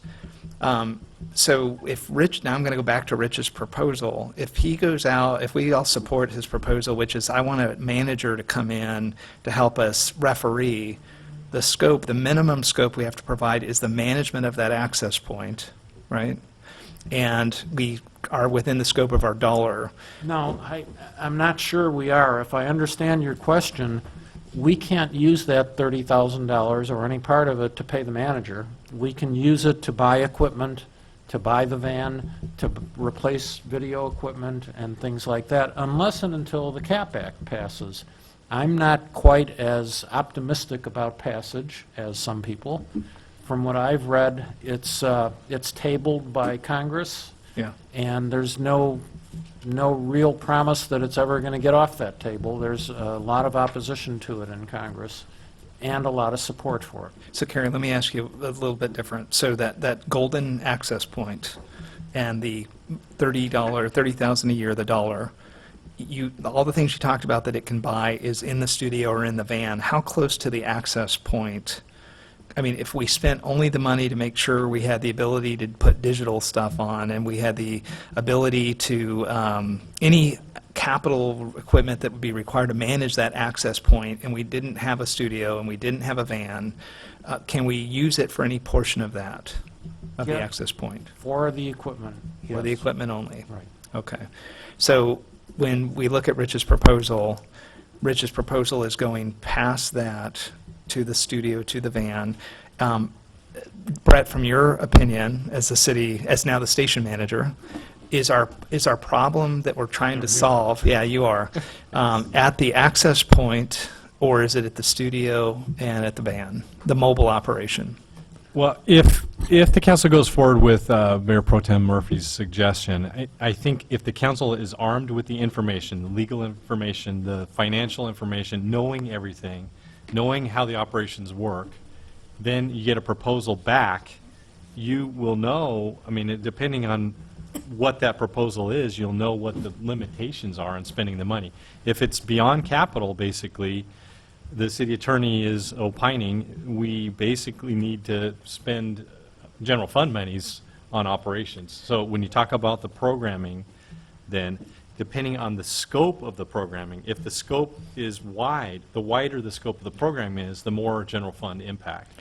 The more narrow the programming is, like if it was just doing the council meetings and reducing the public access programming that Mr. Wood currently puts on LATV, it would reduce that general fund impact. So I think, you may get to accomplish what you're trying to do heading into the future if you do get proposals back with very good ideas or not so good ideas, and then the council weighing in on it, knowing all the information. So respectfully, I understand everything you just said, but my question specifically was, we have an access problem or we have a studio and a mobile problem. Do we have an access problem? An access problem, a problem of... Here at City Hall to maintain the capability of putting bicycle video up on our access point into the LATV world out there. We don't have that problem now. We have Mr. Wood that does that Okay, program and so can get it onto is LATV. is the proposal recommended take over that access job plus the mobile problem and the studio problem? If the proposal comes back and does more than access and wants to do studio programming, that expands the general fund exposure. From an operational standpoint, I mean... Well, let me ask, I mean, maybe Rich, maybe you know, I'm confused. I don't know. We have a person that manages the access point, and it's here. We've talked about him in third person, but he's right over there. And we have this proposal to do station manager job, which is really kind of your job. The refereeing is taking place away from the access point, because this seems to be working. Are we getting ready to go out for bid on an RFP to manage the access point, which we don't have a problem with, and the refereeing where we do have the problem? It depends on what the scope Well, of the let me ask, services the is. I don't know what the motion's on the floor. Can I get a clarification on what is the proposal for the station manager job? Wendy, do we have that? Does anybody know? No, okay. So I think that the proposal was go out for a station manager to do somewhat of an audit, I think was the term that was used, to see what was necessary and what was not potentially, and what was needed and what was not, and then come back to us for us to make an informed decision. Because we felt that the people that are involved are too close to it to be more So objective. is that a one-time view in your perspective to get through the audit, and then the recommendation comes to us, and then we go from there to decide what's next? Because I understood Rich to say this is an ongoing, weigh the pros and cons. I'm just trying to get some clarification. There's no audit, as I understand it, or proposed. There is, the person who the winning RFP bid would be in charge of the daily programming. That'd be part of their job. So the access point management? Yes. Okay. Would be given over to whoever wins. Okay, so this isn't an additional cost of Brett plus our current access point. This, because the current access point is approximately 24,000 a year. Is that true? How much? Yeah, do we- yeah, it says about $20,000 a year for the programming portion that we pay in a contract through Mr. Wood. Okay, so that's in scope. This is helpful, guys, because I need to know what I'm voting on here. So we're considering the motion for the access point plus the refereeing of the studio and the mobile operation, the capital improvements that are required. You went through a list of all of those. Can you go through that again, Rich, just so I understand? Operations, which would include the daily programming, the monetizing of the current assets, the availability for public access producers, and the maintenance. That's step one. Okay. Step two would be distribution, making LATV and other local programming available to the largest audience. How best to use the capital surplus fund, as in what equipment we'd be buying. Mhm. The sustainability of LATV, which blends in with the future. Okay. And then how such an arrangement would benefit the city and the local stakeholders. In the funds issue that we keep talking about of how do we increase, forget the CAP Act for a moment, because that money's going to have to come from somewhere. Either the taxpayers are going to have to pay more of a franchise fee, or it's not like magically going to appear. So whatever ends up happening with that. But current funding, what about this issue about soliciting sponsors and advertising? Would that be in scope of this? Is that one of the categories you mentioned? That would be possibly how it possibly could be. Okay. What I'm proposing is that we send out an RFP to tell the people who would be interested, how would you run the station given the current state of the station? That's really, and then not trying to pin them down to anything. Let them tell us what they're willing to do, what they think they can do profitably, kind of show us, and then we pick what we feel is the most reasonable of the proposals. What involvement would the current cable commission have in this process? Are we kind of taking it out of their hands at this point? Oh, they could vet it first and give us a suggestion. Okay. Okay, thank you. That's all the questions I have. Okay, anyone else? Okay, I have a couple of questions. And Brett, I don't know if this is for you or for Carrie. The PEG money can be used for productions of the council meetings, or is that money separate? That's from the general fund? PEG money can't be used Just for for production capital. of anything yet, unless and until the CAP Act passes. Okay. And I So- would like to say, I neglected to mention it before, John Underwood was correct. It would, if passed, at least double the amount of the $30,000, $1. Well, actually, it would allow up to 2%, which may shortly be more than $2 because people's cable bills are going up and up. Okay. All right, so I just wanted clarification on that one point, and so I'm going to bring it back to the council. Sorry. Warren? Okay, so I think I see a little more clearly, and I do thank Councilmember Edgar for the questions that you were asking. So I think if I can understand the motion made by Mayor Pro Tem Murphy and seconded by Councilmember Gross, it's get a professional in place. When you say to run the operations, it's really to kind of assess and make a proposal on what the operation is going to cost. Is that correct? That's where they would start, yes. Okay, so and then since we cannot use the PEG money for that, that is general fund money, so we are looking at a cost that is not in the budget at this time. We're going to spend money that we didn't budget for. If staff, at least in terms of the development of the RFP, I mean. No, I'm not talking that part. I'm talking Okay. when we hire somebody, We hire that will be either under direct payroll or under a contract arrangement, it'll be money If out of it's the general. operational, it'll be additional It'll general. be out of the fund general money. fund, it'll be money that we haven't budgeted for. Yes. Okay, I want to just get that clear. I have no other questions. Thank you, Mayor. All right. Dean, anything? That is yet to be determined. In other words, if this person comes back with a business plan that finds that funding, then the idea that it's going to be general fund money is somewhat moot.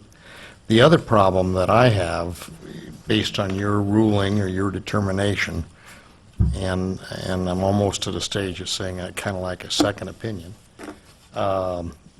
is that we have spent money out of the general fund doing things. We continue to have that issue come up, we're spending $1,600 a month against Fund 28, which is the PEG money, to do things.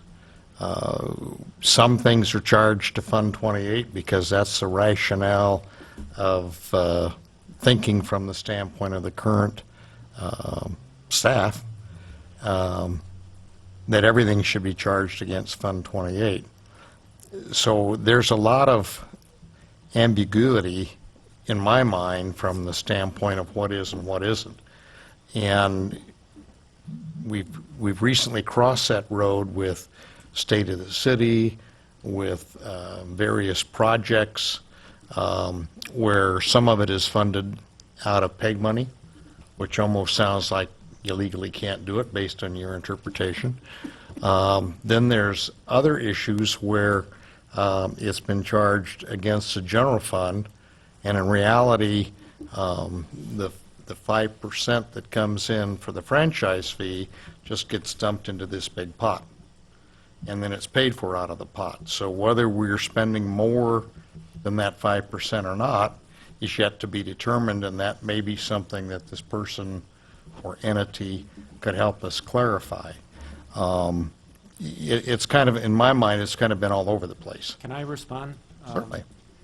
You suggested the possibility of a second opinion. I've already secured the second opinion. I posted the question on the Scan NATOA website, or listserv, which I'm a member of, and that's the National Association of Telecommunication Officers. And the response I got was from Michael Friedman, who's pretty well known and an expert. I got several responses, but he writes back, can a municipality use PEG funds for PEG operating costs in addition to or instead of capital costs? Answer, sure. But if the municipality does so, it runs the risk of having those funds deducted from the franchise fee payment due. He cites a California PUC code section 5870. It says that the PEG fee established per DIVCA is to be consistent with federal law. Federal law 47 USC 542G excludes from the franchise fee capital costs which are required by the franchise to be incurred by the cable operator for public, educational, or government access facilities. PEG. He goes on, the CAP Act, among other things, was written to eliminate the capital cost restrictions of federal law. As you note, the CAP Act has not been approved by Congress. And then he says, I note that paying for programming may be different than paying videographers. Paying for personnel is almost definitely an operating cost. Using the PEG 1% or other amount, in our case $1, for this is probably not a wise choice given the current federal restriction. Okay. So he's who I would have gone to for a second opinion. I got it for free. Okay. Great. And I appreciate you doing that in the process. The whole idea from the standpoint of the 30,000 plus or minus that comes in really needs to be, I think, addressed probably from the Cable Commission, or maybe if we do find somebody to come in to make that determination. The prior 501c3 that was operating LATV, and frankly, that may be one of the recommendations as well, is to transfer this thing back to a 501c3 and allow them to function in some fashion to where it protects the city liability-wise, which is what caused it to go away the first time, to determine what the best use is. They prudently built up reserves to, I think the top was 158,000 at one point, and that reserve was to replace equipment because they knew there was going to be a cycle in the process. At the point that we took the 501c3, dissolved it, went away, That money then was put into Fund 28, I think, as Mr. Underwood stated. And so that money realistically was prior money being set aside for that. It almost seems like the $30,000 that comes in goes into that fund, and any equipment that's being drawn for whatever purpose comes out of that. So if we were going to redo stuff here in the council chamber or whatever, it would be that pot of money then that we would be drawing that information or that stuff out of. That's correct. Yeah, it's a pot of money. It's a Fund 28 capital money.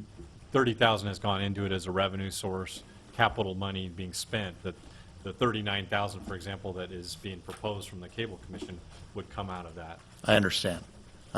But in theory, based on what we're being told tonight, that Fund 28 would have an annual infusion of $30,000 plus or minus because of the PEG money coming in. And any capital items, any equipment would then be charged against that. So the next question then that comes back, I think that's for us, is either A, the day-to-day operations, or how all of this goes, because a big chunk of Mr. Wood's funding currently comes out of Fund 28. And based on what we're being told, it can't.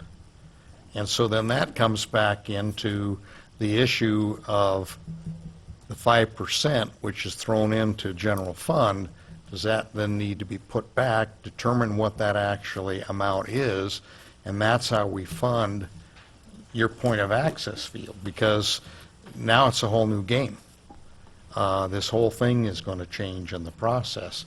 And it may be, producers that come in, for the most part, are doing so on a volunteer basis. They come in and set the show up and run the show. I don't think there's, I'd have to rely on Mr. Underwood to tell us whether or not there's a fee involved, and I think that's kind of what public access was intended, that you could go in and stand in front of a camera and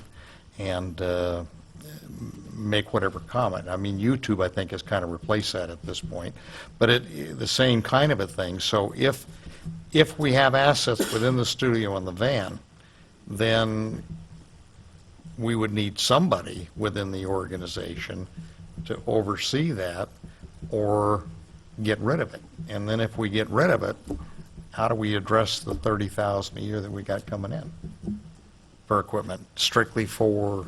Does the council still want, it may be the appropriate time to do it, we've kind of touched we've done a lot of touching on the financial side of it, but if Glenn can just do a very brief summary of the history of what's in that fund now, how it's being spent now, and that can address your question too.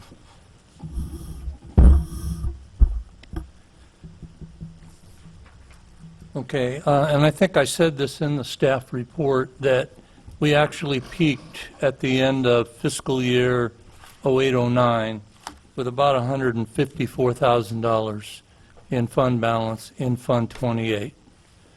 And that money has always been segregated from the general fund. The only thing that we've been spending out of the general fund is a little over $5,000 a year for the filming and programming for city council meetings. Everything else has been coming out of the PEG fund. That PEG fund is now at about $114,000 at the end of fiscal year 13-14. We haven't closed the books on fiscal year 13-14. It's likely going to be less than that because we still have some accruals of expenses that are not in there yet, but currently it's at about $114,000. Out of the PEG money, over the last 5 years, we've spent about $80,000 on equipment and supplies. We spent about $152,000 on contract services, and we don't have a good breakdown of what's included in that category, contract services, but likely most of it is for the programming of programs on LATV that are not city council. And I would agree with Brett's assessment that that figure is about $20,000 a year of the $30,000. So based upon what the city attorney has said, about $20,000 would revert back. If we just continued the way we are right now, $20,000 would revert back to being an expense of the general fund rather than the PEG fund, in addition to the just over $5,000 a year that we're already spending out of the general fund.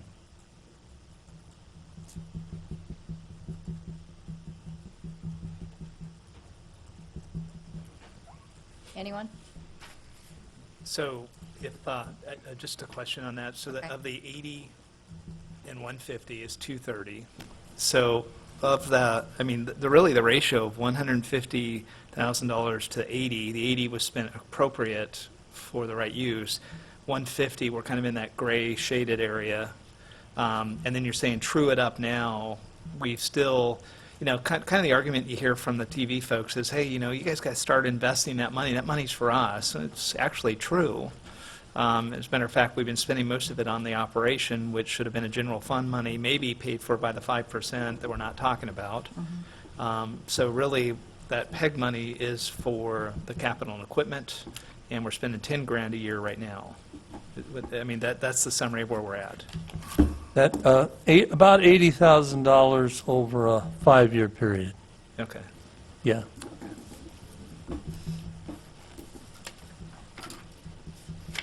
Okay, so I don't have any questions.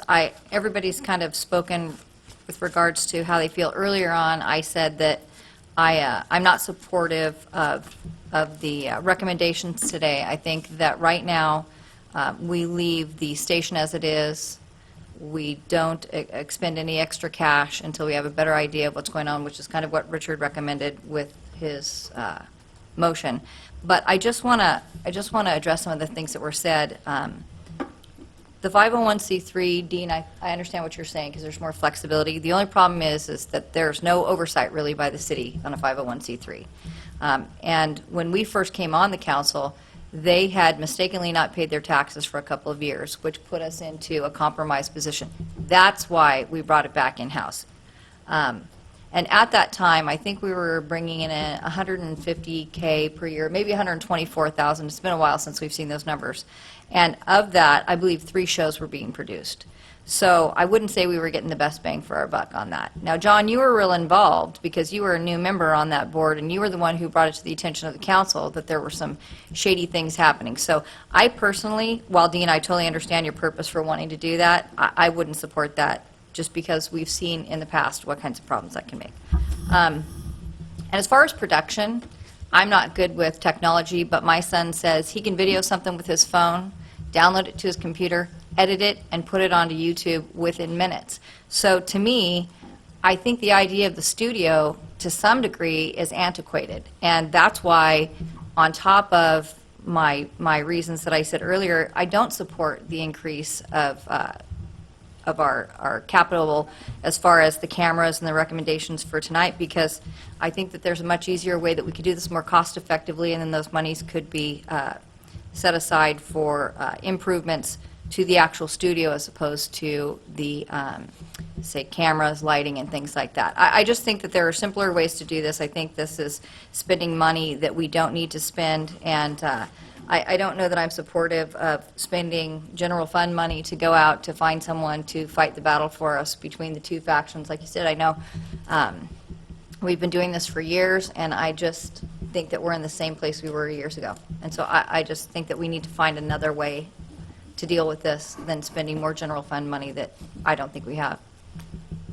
There's no expenditure of... Dean, if you would, like I said earlier, if we could just give me the opportunity to yield the floor to you. I was going to go with Warren. So, I mean, you're welcome to speak, but if we could just give me that opportunity, that way we're not talking over each other, that'd be stellar. So, Dean, to you. Warren's yielding to you. I was calling your attention to him, sorry. Okay. Sorry about that. I was just going to say, what proposal that's been, the motion that's been made isn't really expending general fund money at this particular point, other than staff time to prepare an RFP. Once that's done and we get the results back, then it becomes a decision from the standpoint of how do we fund that if we're going to bring somebody in. And I'm just saying, at this point, I understand the recommendation, I just don't support it, and I wanted to be upfront with the people who are Okay. watching. Understood. So if I may, Mayor, Sure, one more time. absolutely. So thank you. So earlier, we had talked in the special session about this whole complex, right, the Civic Center complex, which would include the studio. I don't know how much, I'm going to let the city attorney stretch, that if we were to, I guess, not spend any of the capital money, continue to pour in the PEG monies annually, so we build up this fund, and let's say that the city Civic Center complex ends up relocating somewhere, would it be permitted use then to take that portion of that money, however, it might be, in the order of $250,000 or so, that builds up, to use that towards the studio in a new complex? Would that be appropriate use of the PEG funds in that way, from a capital expenditure standpoint? It would seem to, whether the non-use of it and, setting aside for 5 years or whatever. You're okay. Yeah, that's true. There's a timing issue of it, but it does seem to make sense, I think, from a prudent standpoint. Let's see where all the other kind of things. We have a 90-day or a near-term kind of look, how we want to assess things, and that could be one of those things we'd want to look at. So thank you very much. That's all I had. Anyone else? Nope. Okay, we have a motion and a second on the floor, is that correct? And just to clarify, can we have the motion clarified, Mayor Pro Tem? Do you want to read it back, Wendy? Or you want me to make it again? It's like, You've read it very fast, and I haven't been Oh, able all to right. get it all. But the basic motion is to get an RFP for someone to run LATV. The RFP would include their thoughts and proposals covering operations, which would make up the daily programming, the current use of the current assets, the availability for public access producers, and maintenance. They would also include the distribution, how to best use the capital fund, the future and sustainability of LATV, and how such an arrangement benefits the city and the local shareholders. So if I may, so what we would expect to see from staff is a detailed work statement coming from an offerer or offerers, and a dollar amount tagged to that. Is that kind of what you're envisioning? Yes. Okay, so it's really, the RFP gets to be pretty easy then. It's give us a quote as to how you'd run this thing. I Yes. think, looking at staff. Is if I ran LATV, here's what I would do. Gotcha, thank you. And did you say, the council say you wanted to run it through the Cable Commission? I heard that in there somewhere, or not, in terms of if staff develops RFP, get it back, submit it to the council for consideration. I'd like to give the run it through proposals. them, yes. I heard you say vet it through them. So timing-wise, we just have to work that out, keep the council in the loop, because it may take, we can just work that out logistically in terms of development of the RFP, send it out, get it back, send it to the Cable Commission to vet it, and then back to the council, if that makes sense. it's a long process. It'll take a little bit of time, but I wanted to confirm that process. What do you hope to gain, since we've pretty well created the direction at this particular point? What do you hope to gain by giving it back to the Cable Commission, other than just giving them the idea of what we're trying to do? In other words, if they come back like planning or somebody and want to make changes, then it comes back to us for discussion and determination. It's kind of like we've already done what we would have asked them to do. I just think they deserve the chance to vet it. Okay?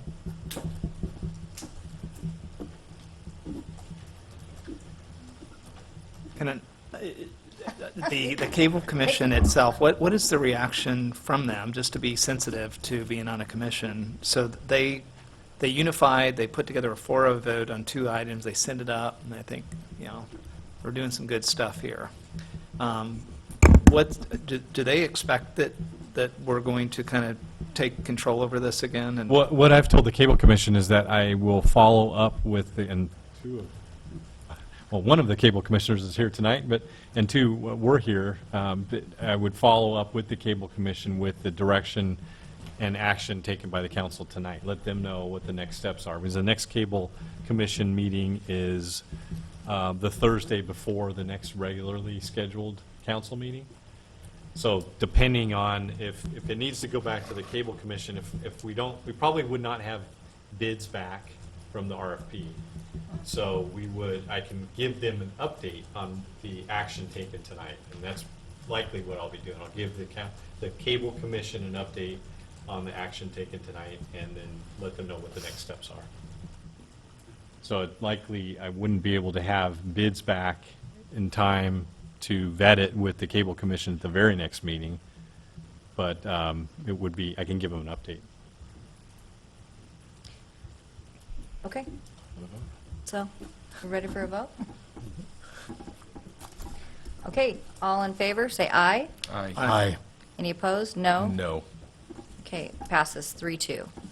Moving on to, we're moving forward, let's see, 9C, because we have a person in the audience who's waiting for this to come up. We'll go ahead and move that up and then go back to 9B after zoning ordinance amendment 14-05, municipal code amendment to facilitate remote caller bingo within the community facilities. Thank you, Mayor and City Council. The Community Development Director, Stephen Mendoza, will do the staff report on this one. Thank you, Madam Mayor and members of the council. This is a two staff report item on the same topic. So while it is a public hearing, I'm going to, with Carrie's support, I'm going to have one staff report verbally talk about both issues and explains why it's also divided into two separate issues. The first issue is the City Council directed staff in May of 2014 to have staff and the Planning Commission initiate code changes necessary to permit remote caller bingo within the City of Los Alamitos. There are two related items tonight on the agenda regarding this topic. This item, the 9C, is a zoning ordinance amendment that clarifies where bingo could be conducted in the City of Los Alamitos. The next item on the agenda sets forth how remote caller bingo will be conducted. Again, right now, remote caller bingo is not allowed in the city. So the second staff report permits remote caller bingo in the city. The first staff report is a zoning ordinance amendment that establishes where bingo could be conducted in general. And first, I'm going to talk about the game of bingo and what remote caller bingo is. It's a game of bingo in which numbers or symbols on a randomly drawn plastic ball are announced by a natural person present at the site at which the live game is conducted, and the organization conducting the bingo game uses audio or video technology to link any of the in-state facilities for the purpose of transmitting the remote caller bingo of a live bingo game for a single location to multiple locations owned, leased, or rented by that organization. So it's a feed that comes into, in this case, St. Isidore. The City Council, again, asked the Planning Commission to determine what zones the city would be appropriate for this new use. And the Planning Commission, at its meeting in July, on July 14th, recommend that the attached ordinance be approved by City Council. In addition, and also explained what sections of the penal code allow for remote control bingo.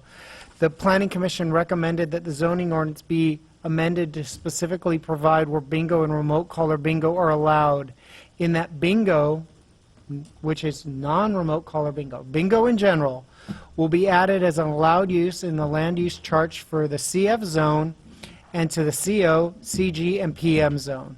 The CF zone is the community facility zone, the CO zone is community office, CG is general commercial, and PM is industrial. So that's where bingo will be allowed, and remote caller bingo will be allowed in the community facilities zone, which is the CF zone. The CF zone also happens to be the zone where schools, churches, and St. Isidore are located. So it facilitates those nonprofits to operate these types of uses. Again, a separate ordinance after this item will amend Title V relating to bingo and remote caller bingo. Again, what we have is 2 staff reports, 1 ordinance that's a public hearing, the other is an ordinance for a law change, and let me tell you why there's a two difference. One is in Section 17 of the zoning ordinance. That's a land use designation change. The other one is in the Section 5 of the business license section of the municipal code that's non-land use related, if I can help you with that. So the first one that I'm reading here is land use. The second one is establishing bingo requirements, non-land use related. And I hope I've clarified that. Now, the second staff report decides how remote caller bingo will be conducted. It defines it. It outlines the investigation and application process that will be conducted by the city manager in order to permit such a use in the CF zone, and it establishes a total value of prize awarded during the conduct of the bingo. It shall not exceed 37% of the gross receipts as calculated in the California Penal Code. Further, it provides a consideration to neighbors by requiring the city manager to notice occupants and owners 300 feet from anybody who wants to do this. It's not a blanket approval. Tonight, you're not blanket approving anyone to do this. What you're doing is setting the laws and the process for the city manager to mail out notice to everyone 300 feet from a facility. Then he will take that input before he renders a decision on a bingo permit. And with that, those are the 2 items. I hope I've explained them well. This started with you. It went to the Planning Commission, and it ends with you. And with that, I would recommend opening the public hearing, take any public testimony that's possible, and then close the public hearing and move staff's recommendations. Great, I'll bring it back. Councilmember Edgar, is this a good time for you? Yeah, Mayor and members of the City Council, I wanted to publicly state that I am a board member of St. Isidore, what is the applicant of this. I am not compensated to be on this board. I don't have any financial gain. I'm opting to stay engaged with this and vote, depending on where this goes, and I just wanted to disclose that and make sure that's in the record. Thank you. Thank you. I'm going to go ahead and open public comment. Anyone wishing to speak, please come forward to the podium. Seeing none, we're going to close public comment and bring it back to the council. Does anybody have any questions? Point of order. So, to staff, this is 9C, Stephen? This is 9C Should be 9C. and 10A. Together.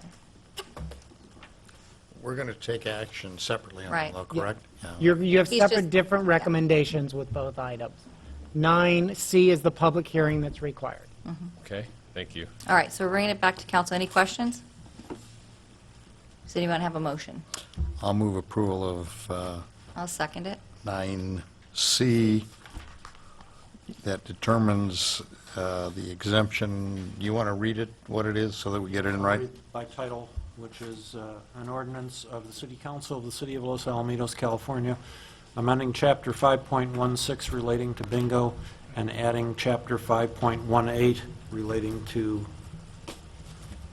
hold on, you're doing Yeah. the Reading zoning the- ordinance. Yeah, you're on the other one. That's Right, 9C. okay, an ordinance of the City Council of the City of Los Alamitos, California, approving zoning ordinance amendment number 14-05 to add bingo to Los Alamitos Municipal Code, Section 17.10.020, comma, Table 2-04 as a permitted use in the commercial and industrial zoning districts to add both bingo and remote caller bingo to the Los Alamitos Municipal Code, Section 17.12.020, Table 2-06 as permitted uses in the Community Facilities CF zoning district, and to add their respective definitions to Section 17.76, and directing that a notice of exemption be filed for a categorical exemption from CEQA, city-initiated.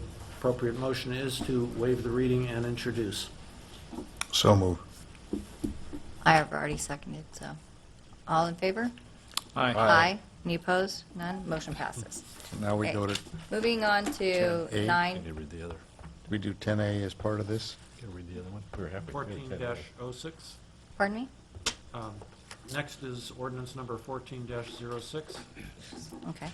and that is an ordinance of the City Council of the City of Los Alamitos, California, amending Chapter 5.16 relating to bingo and adding Chapter 5.18 relating to remote caller bingo. Appropriate motion is to waive the reading and introduce.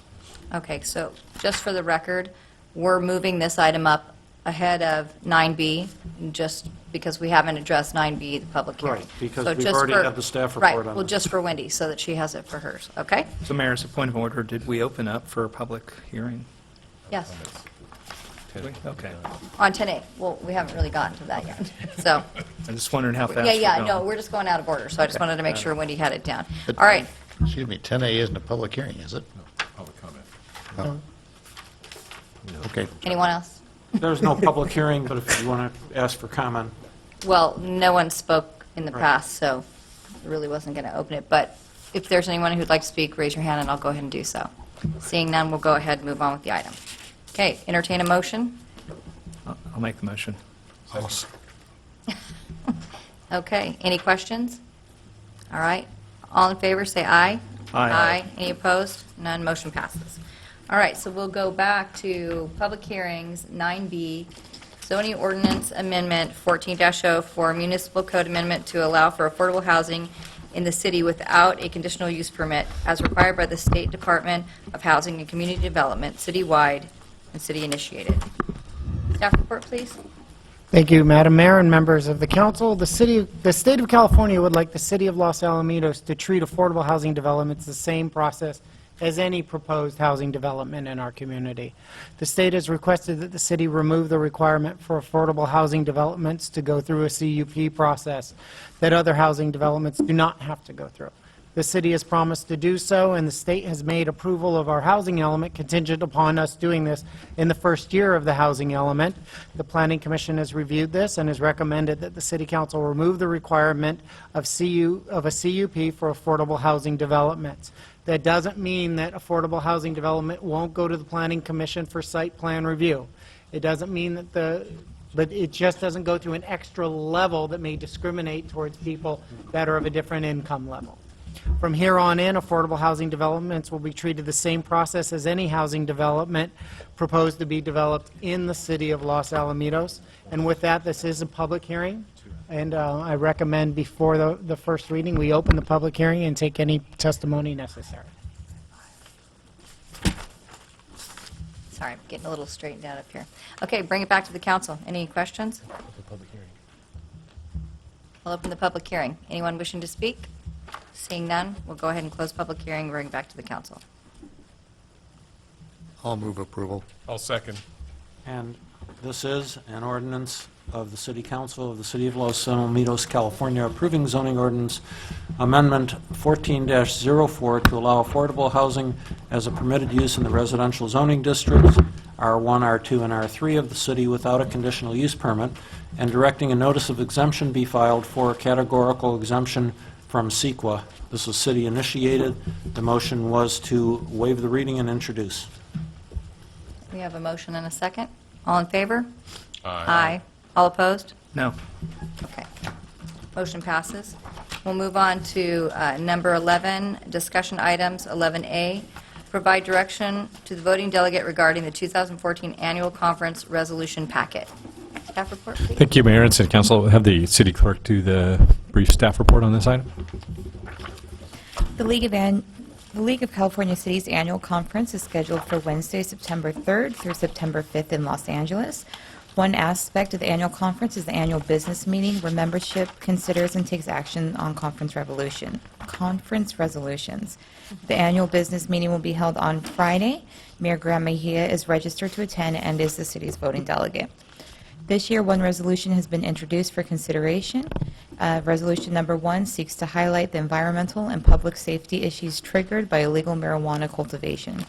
Council should discuss its position on the proposed resolution and provide direction to Mayor Graham Mejia. Thank you. All right, anyone wishing to give direction? No one. There's a series of letters from various cities, primarily in Northern California, where they have the illegal marijuana grow issue, asking that we, well, I read the letters now, I'm trying to remember what position they wanted us to take.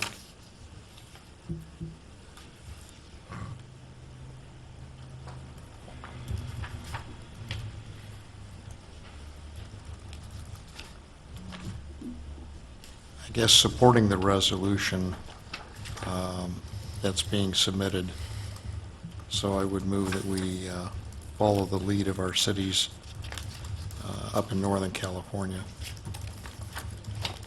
All right, anyone else? Yeah, I just got a question. I mean, I don't want to spend a lot of time on this, but are you guys following this issue specifically, whether this is growing marijuana is bad for the environment or growing marijuana is bad and we should try to crank down on the enforcement of that? Because a lot of this, to me, when I was reading through it, had to do with the environmental impacts of it, eradicating the landscaping, et cetera. It's almost like an environmental way of looking at this versus maybe a more regulatory way of getting rid of the problem. You know, we just had in Orange County, down by Sage Heights, down in Newport Beach, they found growing illegal marijuana, huge grow of it. And ways to stop it was water source, trying to, and I don't know, so to me, I wasn't, is anybody following this close enough to find out what we're really supporting? Because I'm not really supportive of the environmental, there's maybe a better place to grow marijuana theory. I just would like. What they said in the one letter here is the resolution provides the league with direction to call upon the governor and the state legislature to convene a summit to develop responsive solutions and to secure adequate funding for implementation strategies. So we're going to implement better places to grow marijuana. Is that what we're supporting? No, they're doing it illegally up there, and they're being impacted public safety-wise and environmentally. The time that I applied to serve on the board, one of the folks that I had reached out to was council member Jerry Milo, who was a council member for the city of Cloverdale. He was subsequently shot and killed on his own property investigating an illegal marijuana grow that was on his property. And there apparently is nothing that they can do to deal with this. The growing of marijuana is still a federal issue and is still against federal law. California's approval is for combines, basically, of people getting together and growing it for medical purposes. And so this gives the league ammunition to go back and request a summit. And then whatever comes out of that summit, I assume would be a decision of whether or not it's supported or not supported. I don't think this is actual legislation. So, if I may. I'm going to look to the city attorney. I read through this, and it seems to me, though, it's, as Councilmember Edgar said, it's not trying to legitimize illegal, but I think it's illegal is illegal, and this is calling for a resolution by the League of Cities to the governor to convene a summit to enforce something that, you know, is illegal, I guess, to go and look at it. So I'm not really in favor of this because it's already on the books. You're not supposed to be doing this. And I do think it is sort of cloaked in this environmental impact of illegal marijuana. But did you take a look at this, Kerry? Did you? I glanced at it. But it seems to me that, okay, the facts are illegal marijuana growing is illegal. And this is just saying convene a summit, spend taxpayer dollars to go and prosecute something that law enforcement is supposed to prosecute. So I'm not in favor of supporting this, not for the fact that I think it's bad. I mean, it's bad growing and the effects are bad, but I just think that this is not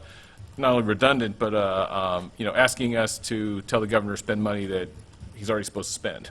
So with that, I'm not going to support this. Okay, Richard. Their form letter does give the impression that it's more an environmental issue. Yeah. However, every letter is basically the same. trying to find if They we're are really form talking letters. environmental, or is it a different type of impact? If I may, Mayor Pro Tem? Sure. As Mayor Pro Tem, if I read this, it's to try and deal with the illegal growing of marijuana using the impact of water, the drought, as a tool or an impetus, a catalyst to go attack, or to prosecute this or search it out. And I think that that's kind of sort of disingenuous. So it's trying to give it more teeth, I guess, is what they're saying. Give them a secondary way to enforce.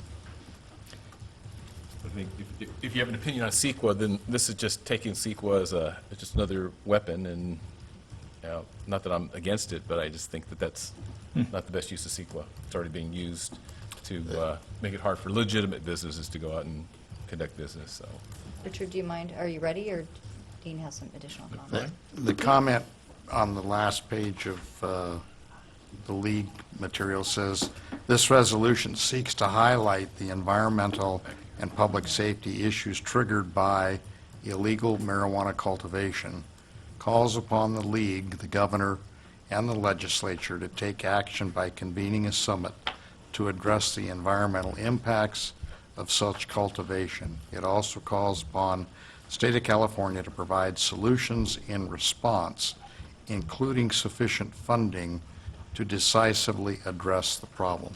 So I think it's both a funding and an enforcement type situation. And yes, the environmental impacts from what's going on is another factor, which they know more in the northern part of the state, which is where they mainly go. Okay. So I'll make a motion to approve supporting the resolution. Okay, Rich, did you want to go ahead and make any comments? No, I'm fine. Okay. I mean, I was reading the same thing Dean read, so. Okay. Do you have a second? Okay, seeing none, is there another motion? To Make a motion to not, or to oppose the resolution. I'll second. Okay, all in favor? Aye. Aye. Those opposed? No. Abstain. And abstention by Mayor Pro Tem Murphy. Motion passes. All right, we're going to move on to... Before you do, Yes? this afternoon I received a letter from the league regarding Proposition 1, the $7.5 billion water bond, and it addresses AB 1471, which contains $7.12 billion in new debt, plus an additional $425 million from previous bond debt. There is a two-page report which breaks down the various parts of Proposition 1. The league has not taken an action or position yet. Their intent is to convene the league's legislative division at the conference prior to the actual voting, and then submit this as an item voting at the voting period on Friday. The information, as I know it from the Clean Water Act, this is a reduction of what the original bond issue was. The $7.12 billion, which is going to be on the ballot, based on information that I've received thus far, only about $2 billion of it really talks about storage. And there's, and I've been in contact with two assembly people, one of who says it's a step in the right direction, but it's not going to solve everything. The other part that I don't think they have addressed at this particular stage, there is no transmission of water included in this bond, meaning that they're going to build storage facilities, but no ways of moving the water either to the Central Valley or conveyance down here. There's no, the controversial tunnel up there at the Delta is not included in this, so it includes a whole lot of cost of bond money, which I'm hoping to get the true cost back to the taxpayer for the bond. But I would recommend that we take a position opposing this item on the ballot. Okay. Is that on the agenda? I didn't follow the beginning, but It just came out this afternoon at 1:14 from the league. And Pass it down to you. Ours is just direction of how we want to vote, so I think it's general enough where we should be able to address this. well, a motion to add it to the agenda based upon the lateness Late, okay. would be appropriate. I'll make a motion to add it to the agenda due to the late, I'll second. okay, all in favor? Aye. Aye? Okay. So, what's the will of the council? I'm just, it's kind of a weird night. Dean and I are literally on both ends of the table here, but on this item, I would have to say, as a guy in the water business, I struggle why we would not support this for a couple of reasons. It started out at $14 billion. The reservoir and the transport was a big part of it, conservation and water recycling. There's some significant benefits in there for potentially Orange County on the water recycling side where we have groundwater replenishment. And for 2 years, I was going back and forth to Sacramento lobbying for that section of the bond, if it was to pass, through two, a Senate bill and an Assembly bill, talking to both of those supporters or the authors to try to preserve that, which I was satisfied when I seen. Governor Brown chopped it from 14 and said, I won't approve over $6 billion, and then the compromise was 7.1 or 7.4. If you get into the details, the only 3 legislators in all of the Assembly that didn't support it were from Orange County, and I'm not sure if that was more on a philosophical principle or ideologically versus, do we need help on this water issue. By all means, this does not fix the tunnel problem, but it sets really important groundwork for being able to move forward, including reservoiring water up in the northern area of the state where, the question was asked, and, poor Ken, he's still here from the Golden State Water District, but, the question was asked, hey, how come we don't hear about the drought down here? Because we've done a great job and invested billions of dollars in our infrastructure, in reservoirs and water storage, so we could withstand 1 to 4 years worth of a drought and not worry, and they're going hand to mouth up there in the north. This starts to put the reservoirs in place for them and allow them to have the infrastructure, have the confidence to come to the table next shot. I'm not saying an unlimited bond is something we should support, but I think that's a very prudent measure, and it is something I've been following fairly closely. And I would, very respectfully urge the counter is that we should really consider this before we take a position tonight if we're not fully informed on it. Thank you. It's going to be presented and voted on Friday at the conference, is the only reason I brought it up. Okay, so we did it as a sense of urgency, added it to the agenda tonight, so pretty soon it's going to come off to a motion off, or come to a motion off, and we'll see who wins. So we'll just go, I think I've said all I needed to. Thanks. Okay, so do we have a motion, Dean? I'll move that we don't support it. All right, do we have a second? Motion. Reason is there's $5 billion of that $7.15 billion on the bond issue that does not identify where that money is going. And there's no conveyance, so. All right, well, we do have the option of abstaining from the vote. Have no position. I'll make a motion, since the first motion died, that we support the water bond. Okay, well, I'd like to chime in. I've been to a couple of events that were discussing, these exact issues, and they did talk about how disappointed they were that the governor cut it so much. I've also been on water tours in the past where, I see the significance of the years that we have a lot of rain and we don't have enough infrastructure to capture those so that we're not suffering throughout the years.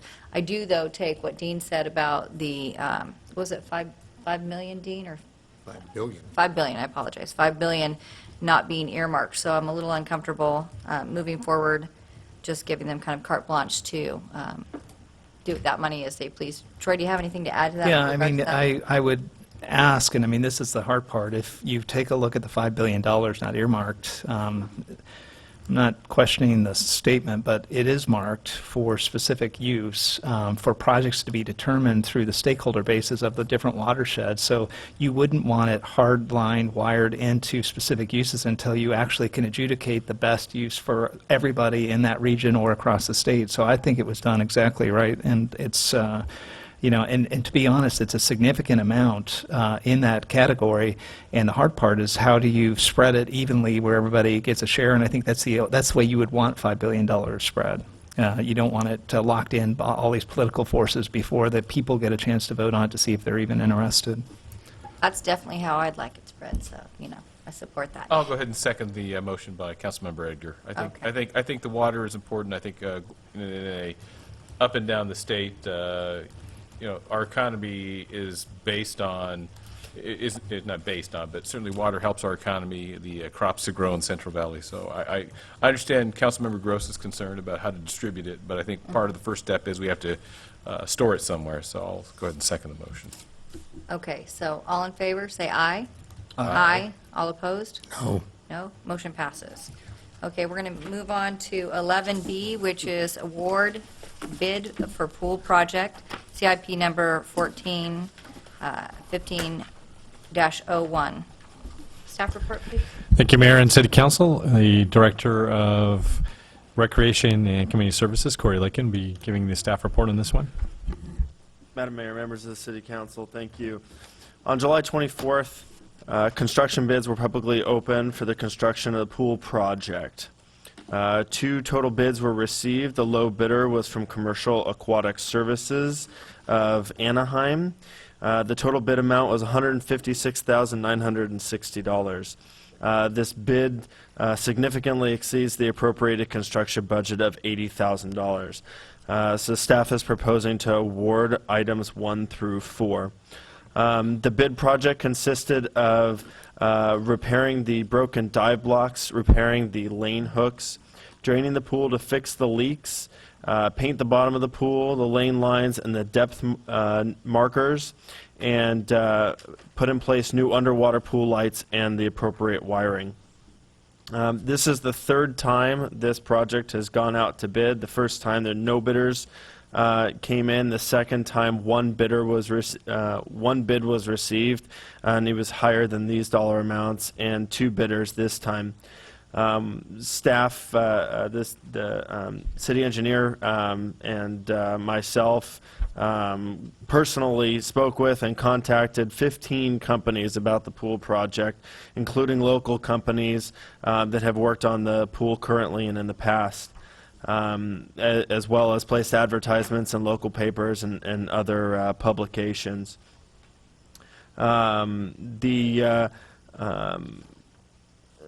At this time, the projects 1 through 4 versus 1 through 9. 1 through 4 includes mobilization, pool interior repairs, pool painting, and filling the pool.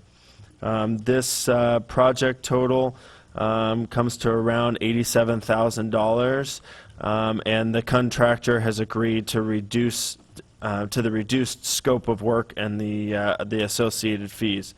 The timeline, the estimated timeline for this would be to award the contract this evening, start construction a week from today, and end construction on in approximately 1 month. The funding comes from the pool CIP, the pool capital improvement.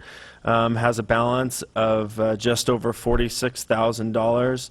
Additionally, thanks to the generous donation that was ceremonially made last year from the Aquatics Foundation, President George Brigham came and presented the ceremonial check of $40,000 from the Aquatics Foundation. Is expected to bring the total up to just over $86,000. The additional funds for the contingency can come from the Aquatics Division pool maintenance line item. We can try and squeeze out the difference. Hopefully there won't be much, but if we need to, want to try and get the project done. So the recommendations this evening are to award the contract for the construction of the pool project to Commercial Aquatic Services, authorize the city manager to execute the contract for the project, and authorize the city engineer to add work and execute change orders in an amount not to exceed the contingency reserve of 10% or $8,700 for a maximum contract of $95,700. If you have any questions at the time, be happy to take them, or the city engineer would be as well. Great, bring it back to the council. Any questions, Richard? Is where's the discussion in the overall base pool? Are we going to continue there? As far as the lease agreement? Yes. We have not set up a follow-up meeting. It was slated for hopefully this month. We've done a walkthrough with the deputy base commander specifically regarding the condition of the roof at the pool, to see if the base can assist in repairing or replacing the roof. So that's been the main focus and from our last meeting, but we are still in discussions. We're waiting from them on what they anticipate the new lease agreement to look like as well, and I know that their chief warrant officer who handles that is putting that information together as well. So we're spending the money with no guarantee that we're going to continue on at the base. Correct. Second question. Number 3 in the recommendations, and we put this in every contract, is the 10% contingency reserve. Brett, this might be more of a question for you, but I guess my question is, what's the magic of 10%? Why not 5? Is it, or, you know, It really just- conversely, is it enough? Is it, you know, Yeah, let's look at both it's sides. typically, and I probably will have Dave chime in on this from the engineer's expertise perspective, but in my experience, 10% in a public works project is typically the contingency that allows the flexibility at the staff level to expand out the contract and not have to bring it back to the council with the scrutiny of the city's engineer or public works director that is overseeing that particular project. Is it sometimes, I've seen it sometimes 5% lower, and I've seen it higher, but the typical industry standard that I've seen has been a 10% level. Dave, be a really good one to For speak. larger projects, you can go down to 5%, and that's typically, a good number for that. In the smaller size, you go even higher. When I did the small project out there, I think I asked for 20%, because you find one little groundwater issue or something like that where you have to over-excavate. For small jobs, it's 20%. This is basically to keep the job moving forward without having to come back to council for minor items. This is, and under 10% is considered that. This is not for errors and other things. This is for extra work that wasn't foreseen. Anytime you dig below ground, you find things. With the painting of this project, just the painting portion of the project, the numbers should be really low. There's really not a lot of items on this that can go wrong for that, other than maybe when they drain the pool, that some of the concrete in the bottom of the pool has really been more corroded than what we can see from the surface. If we were doing the electrical on that, you always run into things that you don't see inside the control panel, other things that could cause this, to go skyrocket some. But with the painting, it should be pretty minor. So on the 10%, we basically rely on you to make sure it's a good deal for us? Yes, me and my inspectors that are out in the field, with Tony and Corey, we all get together and look at extras to make sure they're reasonable. If they're not, we don't approve them, we negotiate them down to what a fair price is. Typically, we use the unit prices that are in the contract, so he's locked into those. Like on a street asphalt job where we're overlaying a project, we give a quantity of tons of asphalt being used. Well, the actual price we pay on tonnage is measured in the field, it's the weight tickets and all that. And sometimes it's a little bit more or a little bit less than we pay the actual weight on that. So it could be an extra on that. But, it's fair price or bid price for the extras, and I govern all that and watch over it. Okay, thank you. Anyone else? Dean?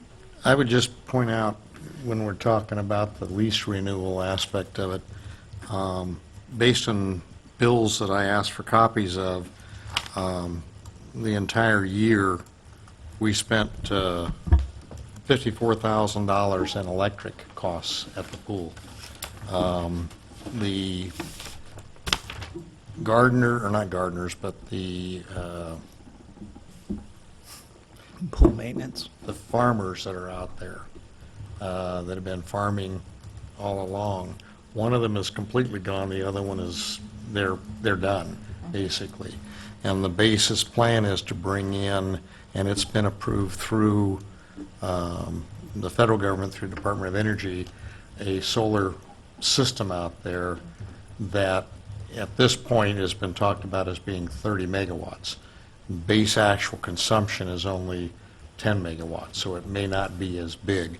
But there's a good possibility as part of this renewal that we can do something about the electrical aspect of the pool because of them being on solar generation instead. So the renewal bid, the renewal agreement may be able to be negotiated a little bit better.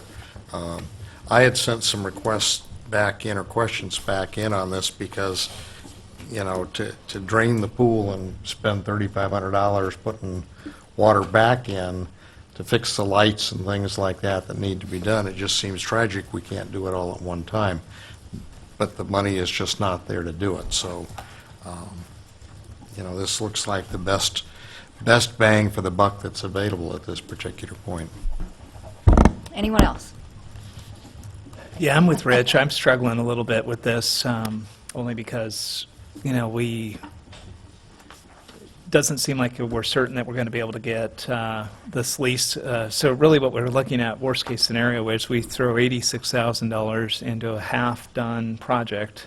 You know, again, I look at it as if I had a rental property and I knew that I wouldn't be living in it in a year and a half, would I spend this money into the rental property? If I was running a business out of it and I had to be able to make money or close it, then I would say then I'm just going to spend the minimal amount to keep the asset open so we can continue on. Some of the things intuitively, when you look at this, items 1 through 4, and then you look to 5 through 9, like Dean, I get that sad feeling of, you know, we empty the pool down to the bottom, and the things that I hear about from people that swim in the pool is there's no lights, no this, that. We're not doing that. And so there's a part of me that's thinking, if we had more confidence in the lease, I would, you know, I would look at this as an area of opportunity, much like the parks, where we've kind of let it go and we need to kind of get back into it. So I'm struggling with this, I'll be honest. And the other thing, one last thing, is if we looked at the lease agreement and we really were playing a harder line with the base. I mean, we just had Major General Baldwin, or Adjutant General Baldwin, down here over the weekend.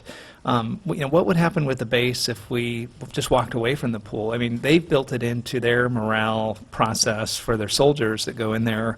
Right now, they just know if they just keep saying no to us, we'll just keep paying money into it. We've never really shown kind of a stronger hand that said, you know, we just can't afford to keep putting money in this, and you won't even solidify our lease. We have a great relationship with them. We don't need to play games. But I don't feel we're any closer now than Rich and I when we were in our budget ad hoc committee, for the right reasons. We just haven't, you know, gotten there yet. But I don't know. I'm struggling whether to move on this at this point. If I tell you, if it was my rental, I wouldn't put this much money into something unless I absolutely had to.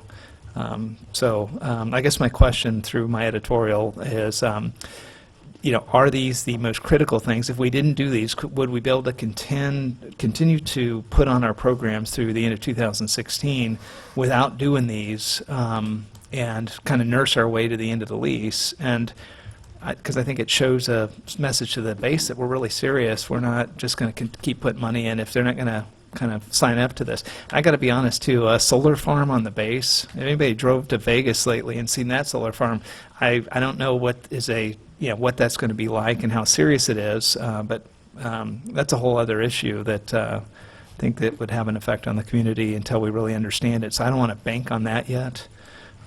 So again, question, are these the most critical things to keep revenue in? And if you didn't do it, would you be hanging up a sign on the front of the pool saying closed, unsafe?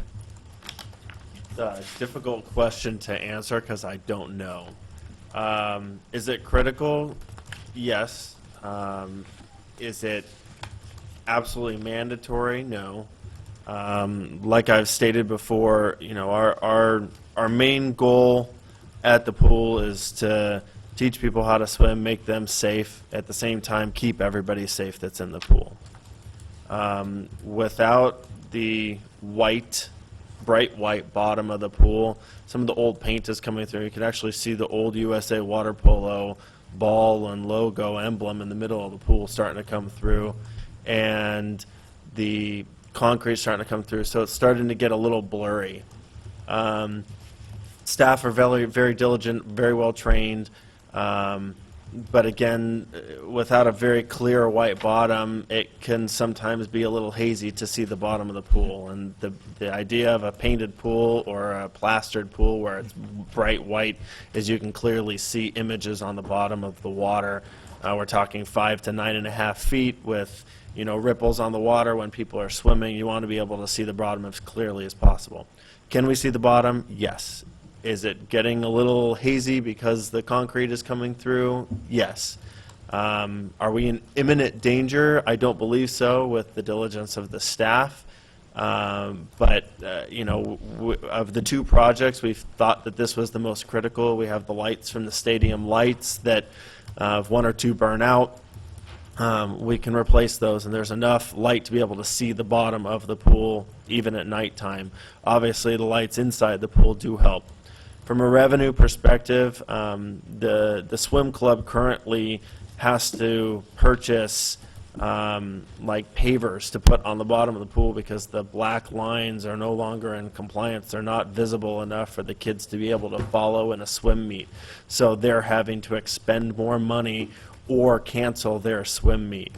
You know, that's the biggest issue with the black lines. But again, with the white pool, it's not quite as bright as we would like it to be. Obviously, the expansion joint going down the middle of the pool is deteriorated significantly. That's where we believe there are some water leaks. If you look at the utility bills that I think you all got a copy of, our water usage has been relatively low for a pool of our size, in the $13,000, $14,000, $15,000 range. So it's not. It hasn't gone up significantly for me to think that there's a major water leak. This year it's the highest that it's been in a few years, but water rates have gone up. We've known that. So I don't think we're losing a ton of water, but obviously with the drought we'd like to shore up any leaks as much as possible. So it's kind of a convoluted answer to your question. I don't know if No, that I answers appreciate it. that. So I guess the summary, though, is, the pool keeps kids safe, and so we want to make sure that we provide the safest pool possible to be able to put them in. We don't have the lease thing squared away. If I looked at the pool in a very fiscal way, cold, I look at a pool that generates $300,000 or $400,000 a year in revenue, correct? So earlier tonight, we had our discussion on really reconfiguring the finances of Los Alamitos through the downtown revitalization / City Hall. And in part of that action, what we talked about is to look at structurally revenue generation points within the city, whether it's City Hall, and being able to put a point-of-sale business on this property, and property tax, the boulevard, whether it brings different types of businesses in, and then looking at the way to finance it. Is it possible that the pool actually, because think about this, we're squabbling over $156,000. We're looking at today, I don't know if these numbers are real, but anywhere between $2 million to $30 million of bond money that we would go to try to fix our revenue trajectory for the next 30 years for the city. If we were going to think bigger picture than just nursing through, I think we would do two things. We probably wouldn't spend any money right now until we get a lease agreement in place. And two, we would probably add this into the feasibility analysis and the business case assessment as a revenue generation tool that could potentially generate another 100 to 200,000 if it was right. And we could, be able to market in a different way, and minimally to keep the current stakeholders in there. If they're putting pavers in the bottom of the pool, I mean, that's terrible. But it's only a matter of time, and if they had a better pool, they'd be out of here. But the reality is these are kind of rare pools to come by. But so I guess the question for me, for the council is this something that we need to be looking at, the package of revitalization in a total number, again, under the auspice of changing the revenue projection of the pool, or are we just kind of nickel-diming, half-fixing, and throwing it towards something that doesn't really make sense longer term if we can't even guarantee that we're going to stay there? I don't know. So I'm right now, I guess I'm talked myself to the point where I really don't know if I still support this right now, and that's where I'm at. Thank you. Anyone? So, yeah, thanks. So I remember years ago, my kids took swimming lessons and they took it over to the high school. So if the pool should go away, and either through, I'll say, somewhat catastrophic repair that couldn't be done, we didn't budget for it, or the lease doesn't get renewed, then you'd have to go and see about that type of arrangement with the high school again? Correct. Okay, but you'd want to offer some type of swimming program. I think it's very important to, if nothing else, provide a learn to swim teaching program to teach the kids in the community how to. And I agree, but I do hear, and I am sensitive to the longer term look as to can we really afford that. But on the other hand, I do recognize pools are just these holes in the ground that you just throw money in, because I do that every month at my place. So it's one of those things. But yeah, I'm kind of mixed on this one as well. And not to try and strong-arm the base folks, but is there any discussions that you have in terms of, I think we're wrestling with, are we throwing away potentially in the neighborhood of $100,000 that, it's an investment for the longer term, right? You're not expecting this to last for a couple of years. It's probably a few years down the road that you'd have to do this again, correct? The pool painting, technically, again, the experts tell me it should be done every 2 to 3 years. The last time we did it was in May of 2007. Okay. So it's been 7 years. It's been definitely outlived its life. Well, then I guess the question is, so if we were to authorize it tonight, maybe, maybe not, then in 2 years, you're going to be back here and asking for the amount to paint it again, correct? Again, in theory, if we were to maintain it at a highest possible standard, but we've done really well with the water chemistry and trying to maintain it as much as possible, and we've been able to get away with it for 7 years, or an extra 5 years out of what it currently is. The hard part is it's a painted pool. It's concrete that's painted, and water is extremely corrosive, and then you throw chlorine and acid into it, it makes it even worse, so it eats away at it. The best case scenario is to plaster the pool. Well, that's probably at its cheapest $200,000 to do that. So and then that lasts potentially about 15 to 20 years instead of repainting every 2 to 5 or 7 in this case years. So obviously with a long lease agreement, it may be something to look into, to put some major capital into the pool if we're going to be there in the long haul. But again, what we're trying to do here is at least preserve what we've got. Hopefully, our initial discussion with the base is they're very interested in renegotiating the lease. I don't believe that they want to take over the operations of the pool. It's an expensive venture, and I think we've gotten very good at it. The pool used to be in the red for several years. Now, the direct cost, it's actually in the black. We don't have any full-time staff in there, but pool revenue, pool expenditures, it's operating in the black. And that's with the increased utility costs over the last several years. So if you weren't managing and running that operation of the pool for the city standpoint, then, and the base personnel, maybe they don't have the people power, the resources to do that, then it may eventually just go fallow and then dry up and then be a Correct, which is the potential of what it was before the city came in 20 years ago. So with that said, then, I think the longer-term prospects aren't as bleak then. It's just a matter of getting through the details. And, okay. That's our hope. I mean, you know, again, they did say that there will likely be some additional things included in the lease agreement, and we just don't know what that means. We don't know whether, and they did mention the solar part.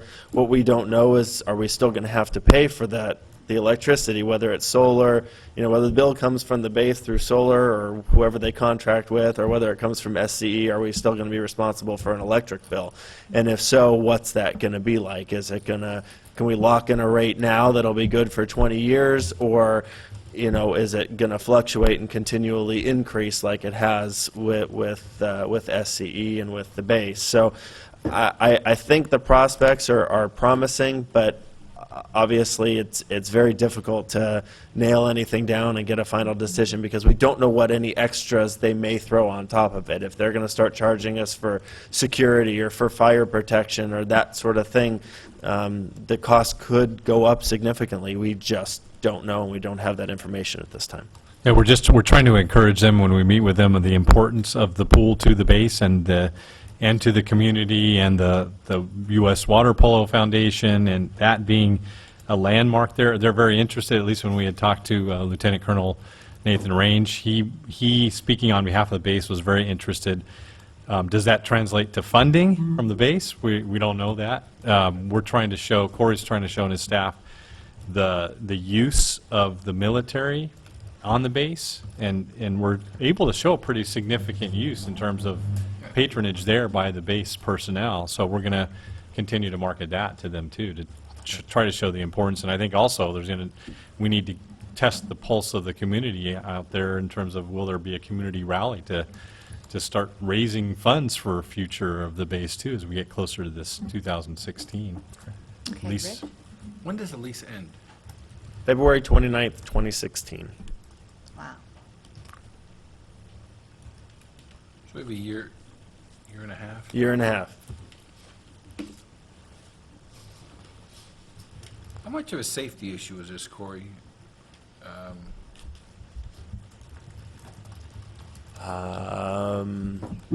You know, that's a really difficult question. My hope is that it's not a safety issue.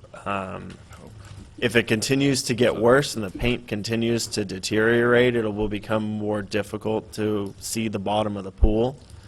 At the same time, I'm not going to put anybody in jeopardy and put my staff in jeopardy or at risk of obviously losing a patron.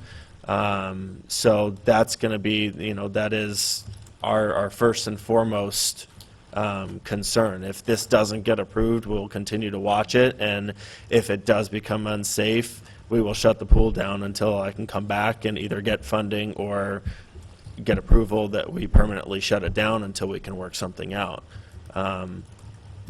You know, again, it's aesthetically not very pleasing. You can actually see some of the rust from the rebar coming through the side of the pool. It just needs to be painted over. You can see the paint on the bottom, old paint. You can't see the lines anymore. It's just starting to get a little fuzzy. Can we make it another year and a half? I hope so.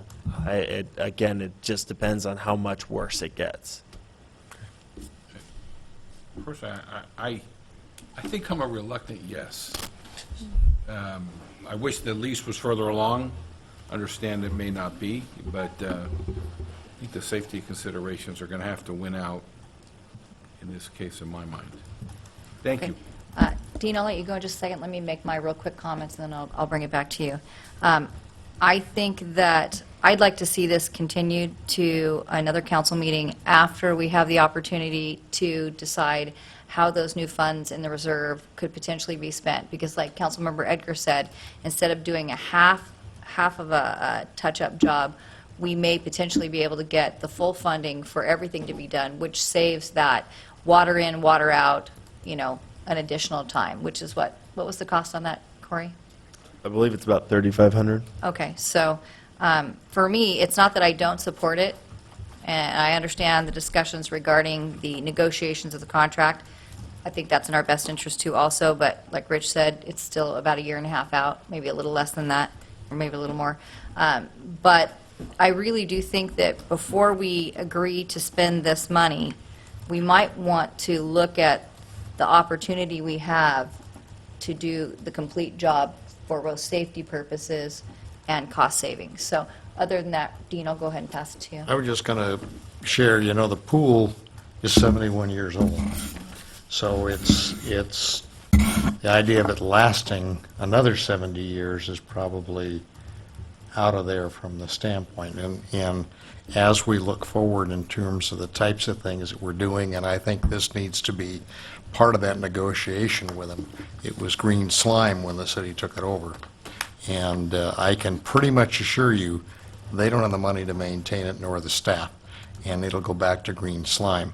I will tell you what Corey responded to me, because I think it kind of summarizes where we are and the reluctancy of Mayor Pro Tem. He says, with still having a year and a half left on the lease, we want to ensure the participants who use the pool are safe, and making objects on the bottom of the pool more visible to those on the pool deck with a newly painted bottom is important.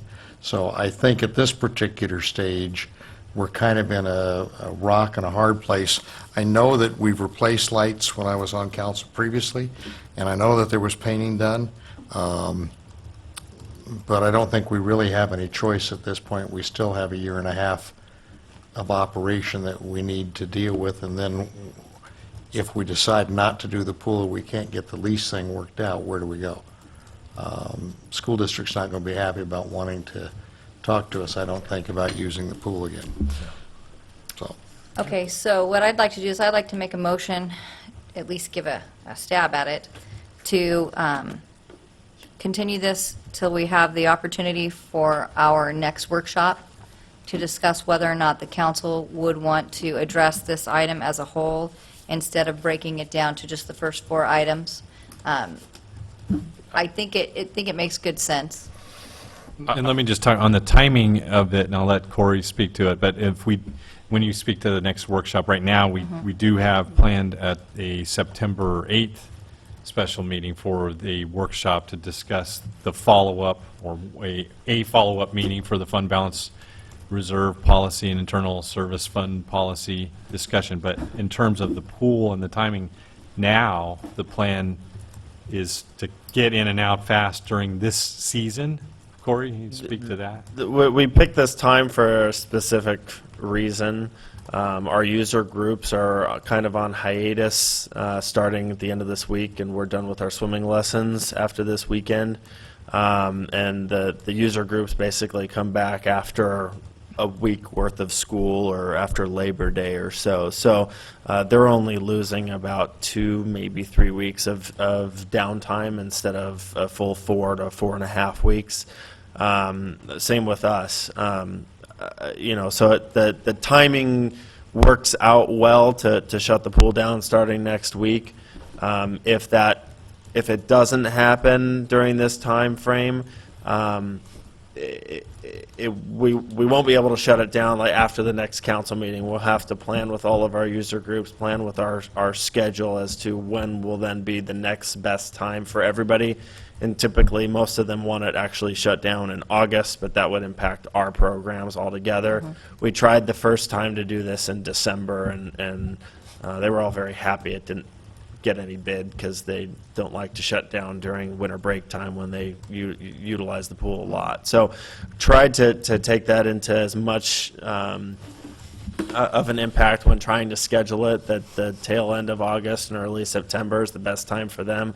So if they're only impacted by 2 weeks instead of 4 weeks of trying to find other pools, like Councilmember Egger said, that a pool of our size is hard to come by in this community. So they do like the water and the big water.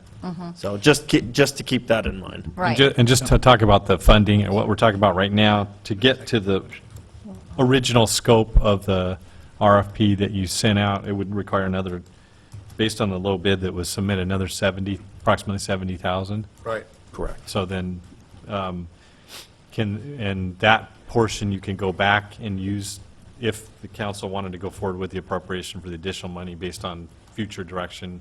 That's what it would take to get to the full scope of this project? Or would it have to be, go back out? Well, I don't know whether it would have to go back out. I mean, there would likely be some additional costs of, emptying the pool and mobilization and then refilling the pool again. So I'm assuming that there will be some overlapping costs if we were to do them as two separate projects versus doing them as one. Can I ask this? The noticing period is probably not long enough for the Wednesday meeting. Is that correct, Wendy? Like, if we wanted to add this to the Wednesday meeting, is it too late to do that? No. Okay. So what if we were to add it to the Wednesday meeting, at least the portion of the fund reserve balance to address those items so that we could determine whether or not we feel the pool is a logical recipient for part of those funds? And then that way we could move forward in a timely manner and we don't skip a beat. Would that work, Corey? Is 2 days going to make a huge difference? No. Okay. Because we were just talking about going months a minute ago. So I was with you right up to that point. I mean, this is a huge opportunity for us. I mean, as the council members empowering staff with a hammer instead of just being nice about it, is we are on the precipice of spending $86,000 to $156,000 if they'll settle the deal on the lease. How long does the lease take to negotiate? I'll be honest, Corey, and this isn't critical because you've had a million things going on and a few big events over there at the base. But, I mean, the reality is we had our ad hoc committee in April getting ready for the May and June discussions to go to budget. That's 5 months ago. We really haven't had any really tremendous amount. We're the same place we were 5 months ago. And so I'm not sure that it's a priority. And the fact that now we're backed up against the corner and we need to do it for everybody being off next week, I don't care about that. I care about giving staff the most power when they get into a negotiation. And the power is we want to spend 86 grand. And we owe it to ourselves to have the staff go for at a minimum. I'm with Jerry to continue, but continue it to when you can come back with a negotiation schedule at a minimum. And I don't think you can do that in 2 days, because if you're telling me it's 18 months to negotiate, that's convenient because that's the end of the contract, then that tells me this is going to be fairly complex. And maybe I'd rather spend $86,000 preparing staff internally to hold a good negotiation for a 10 to 20 year long-term lease versus throw it into something I don't know. So I just feel like we're missing a leverage point. And I'll get out of the big picture of it's a revenue cycle and we should protect it, and I'll just get tactical. We need to give you guys leverage to negotiate a good deal, and we're folding before we even start. And I will say that, I mean, it's not for lack of staff trying to negotiate this with the So base. do I take that as they don't want to? Well, is it not a priority to them? We will continue to reach out to them often and try to negotiate this successfully. Have we tried to establish a negotiation timeline? I mean, at a minimum, hey, you guys can't meet me now, but when can we meet? Let's put, hey, let's agree that by Christmas we're going to have this thing on a timeline to settle, because you've got significant CIP money. You got a foundation. If I wanted to play the other side, you got 40 grand coming from an aquatics foundation that if we don't do it, we just return that money, and they would almost look at it like, why don't you just spend it anyway? Because it's been there for 10 years. So, but why play that card right now until you guys could come back and tell us how close we are to negotiation at a minimum? I just think we're missing a huge opportunity. Yeah, we will continue to reach out to the base, and with the changeover with the new command there, But we will also. that's eternal. When isn't that a situation out there? So I would support, Jerry, your motion for continuing it at a minimum to come back with a timeline and a consideration for the reserve funds, because I got to tell you, whatever that timeline is, I would be maybe more motivated to support even over 86,000. But I can't support this right now. I'm happy to amend my motion for that. And then I'll second that motion. Okay. Anyone else? Okay, so I'll call for a vote. All in. Motion again, please. The motion is to continue it to Wednesday. further, I'm sorry, for it? Is it Wednesday's meeting or no? No, to a further meeting where we have the opportunity to address, the potential monies in the reserves and give the staff an opportunity to reach out to the base to set up some timelines for negotiations. And I second that. And would that be discussed, then, you want to discuss that with the September 8th meeting, special I meeting think that at we're the going to very be having Uh, at that time period? I think that's an appropriate time to do it. Why are we doing that if the purpose is to give them the leverage to get the lease done? We're not interested in doing this unless we got a lease in place that goes beyond. I think it's to kind of hold their feet to the fire, for a lack of a better term, to actually schedule some times to meet with staff, because it sounds like you haven't even been able to get together. Is that correct? So We've gotten together one time, and we're going to get together again shortly, but we will reach out again to them. well, maybe this will press upon them how interested we are in finding out what that next contract's going to look like before we invest large amounts of money in the pool. Why are we looking at taking action on it on the 8th of September? We're not. It would just, he would report out to us so that when we meet for that special meeting to discuss those funds within the reserve that we talked about, it could be considered at that time if we've made any, So it's not date specific, we're just putting it off until we get back from the standpoint of staff and what they do with the. Yeah, I mean, obviously, our community wants us to do this, but they probably also appreciate the fact that we're trying to get a longer-term pool in place, and the faster the better, but if it's ready September 8th, then that would be great as far as the timeline. right. Don't hold your breath. Well, not only that, but to be fiscally responsible and spend their money wisely. So, okay, we've got a motion and a second on the table. All in favor, say aye. Aye. Those opposed? None. Passes. All right, great. We're looking forward to that at that September 8th. Moving on to item 11C, options for the 4th of July fireworks spectacular. Before we go anywhere, I'm just going to tell you how disappointed I am. This is the second time I've asked for an agenda item, and there's no staff report here. It was very clear when the residents from those neighborhoods came forward what they wanted, and there is nothing in this staff report. Okay. Well, we wanted to bring this forward, that you had brought this item forward to place on the agenda, and we want to seek direction from the council about whether to go forward with this. We are prepared to give a verbal update on the research that we have initially done on this in terms of our discussion with the fire department, our discussion with the base, our discussion with the fireworks company that we currently contract with. And so Corey Lakin. But my question is why isn't that information in here for us to review? And I'm not trying to be difficult for you, but this is the second time, Brett, that I've brought forward an item. There's very specific things that had been discussed, and I get a paragraph. And it just seems like a lack of respect from staff.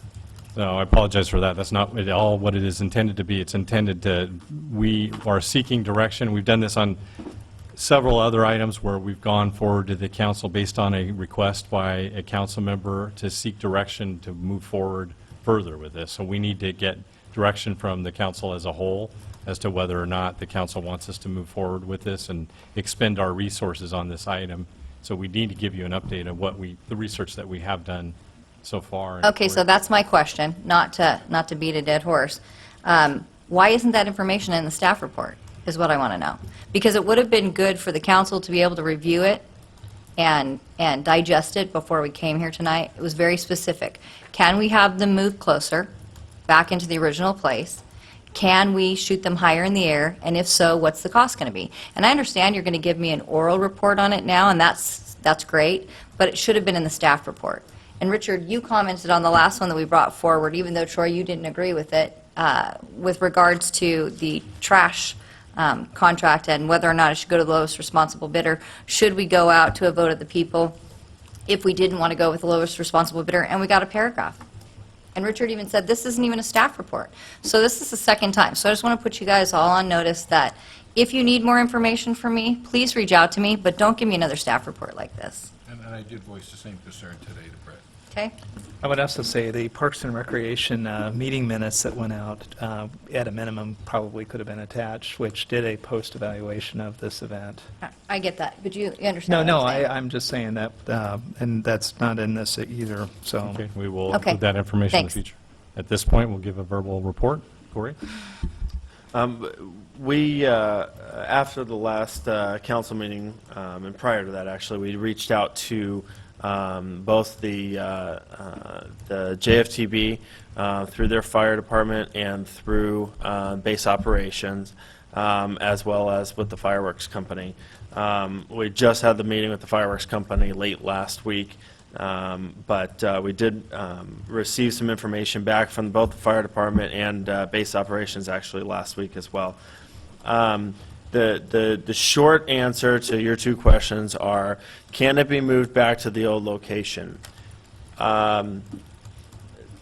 There's no definite answer, yes or no, but most things point to no.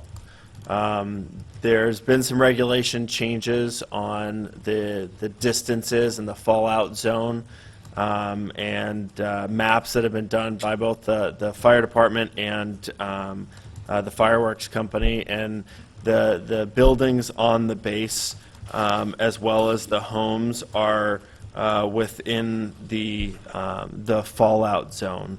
From a safety and hazard and security perspective, the new location is a much better location. People aren't spread out throughout the base from a security standpoint, sitting on every little piece of grass that they can possibly find throughout the entire venue.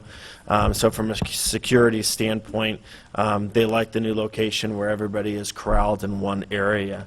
From a fire and hazard concern, the fallout zone before was only at 350 feet, with the minimum requiring being a 500 foot due to the largest shell. At the old location before, they shot off 3-inch and 4-inch shells. If we go back to the new location with the new regulations, they can only shoot off 3-inch shells at the maximum because of where the buildings are in that area. Currently, at the new location, we could shoot up to 8-inch shells without an issue because there's no buildings or people within the fallout zone. What do we currently shoot, Corey? This year's show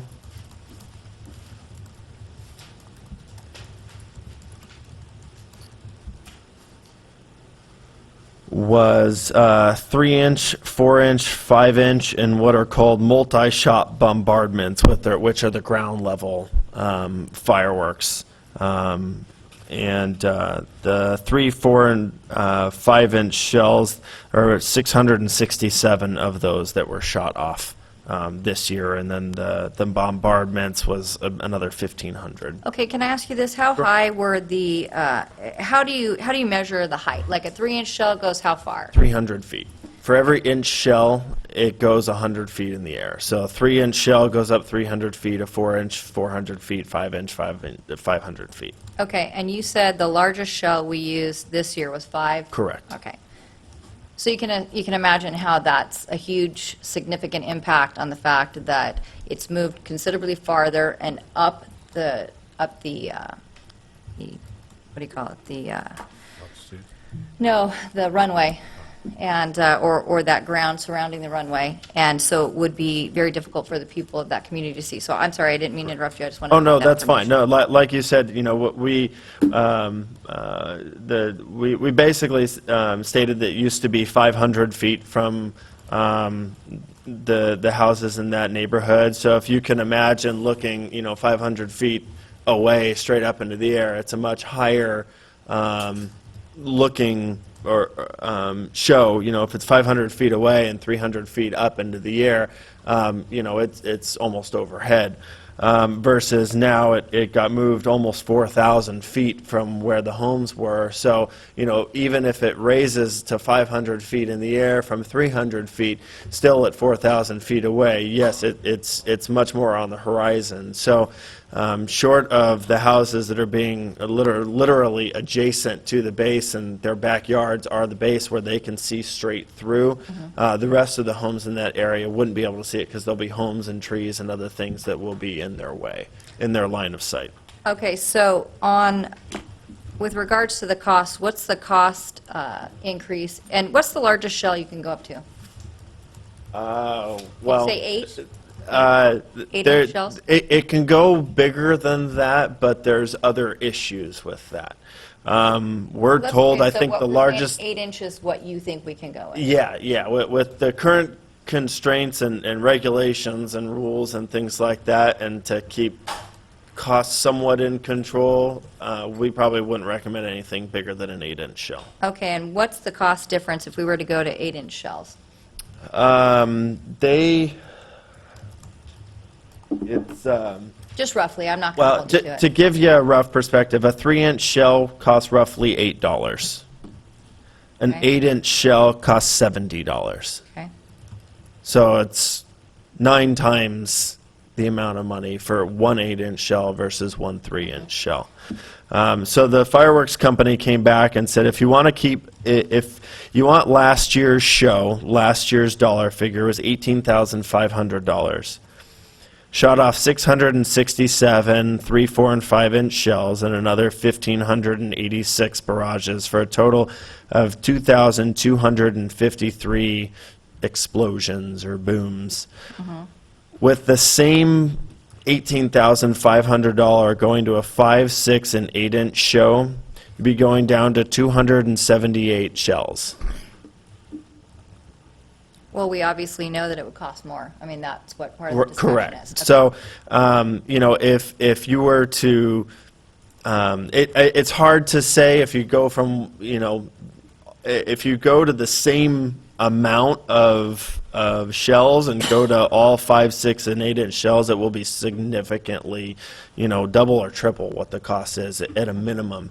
But to throw in some additional 5, 6, and 8-inch shells, if we were to combine these two shows, the two $18,500 shows, what they said is basically if you combine the two shows, it'd probably be upwards of 30 to 35,000, and you'd get, the number of 8-inch shells that they're proposing on that is only 12 8-inch shells, just because they're 9 times the amount of money as a 3-inch shell.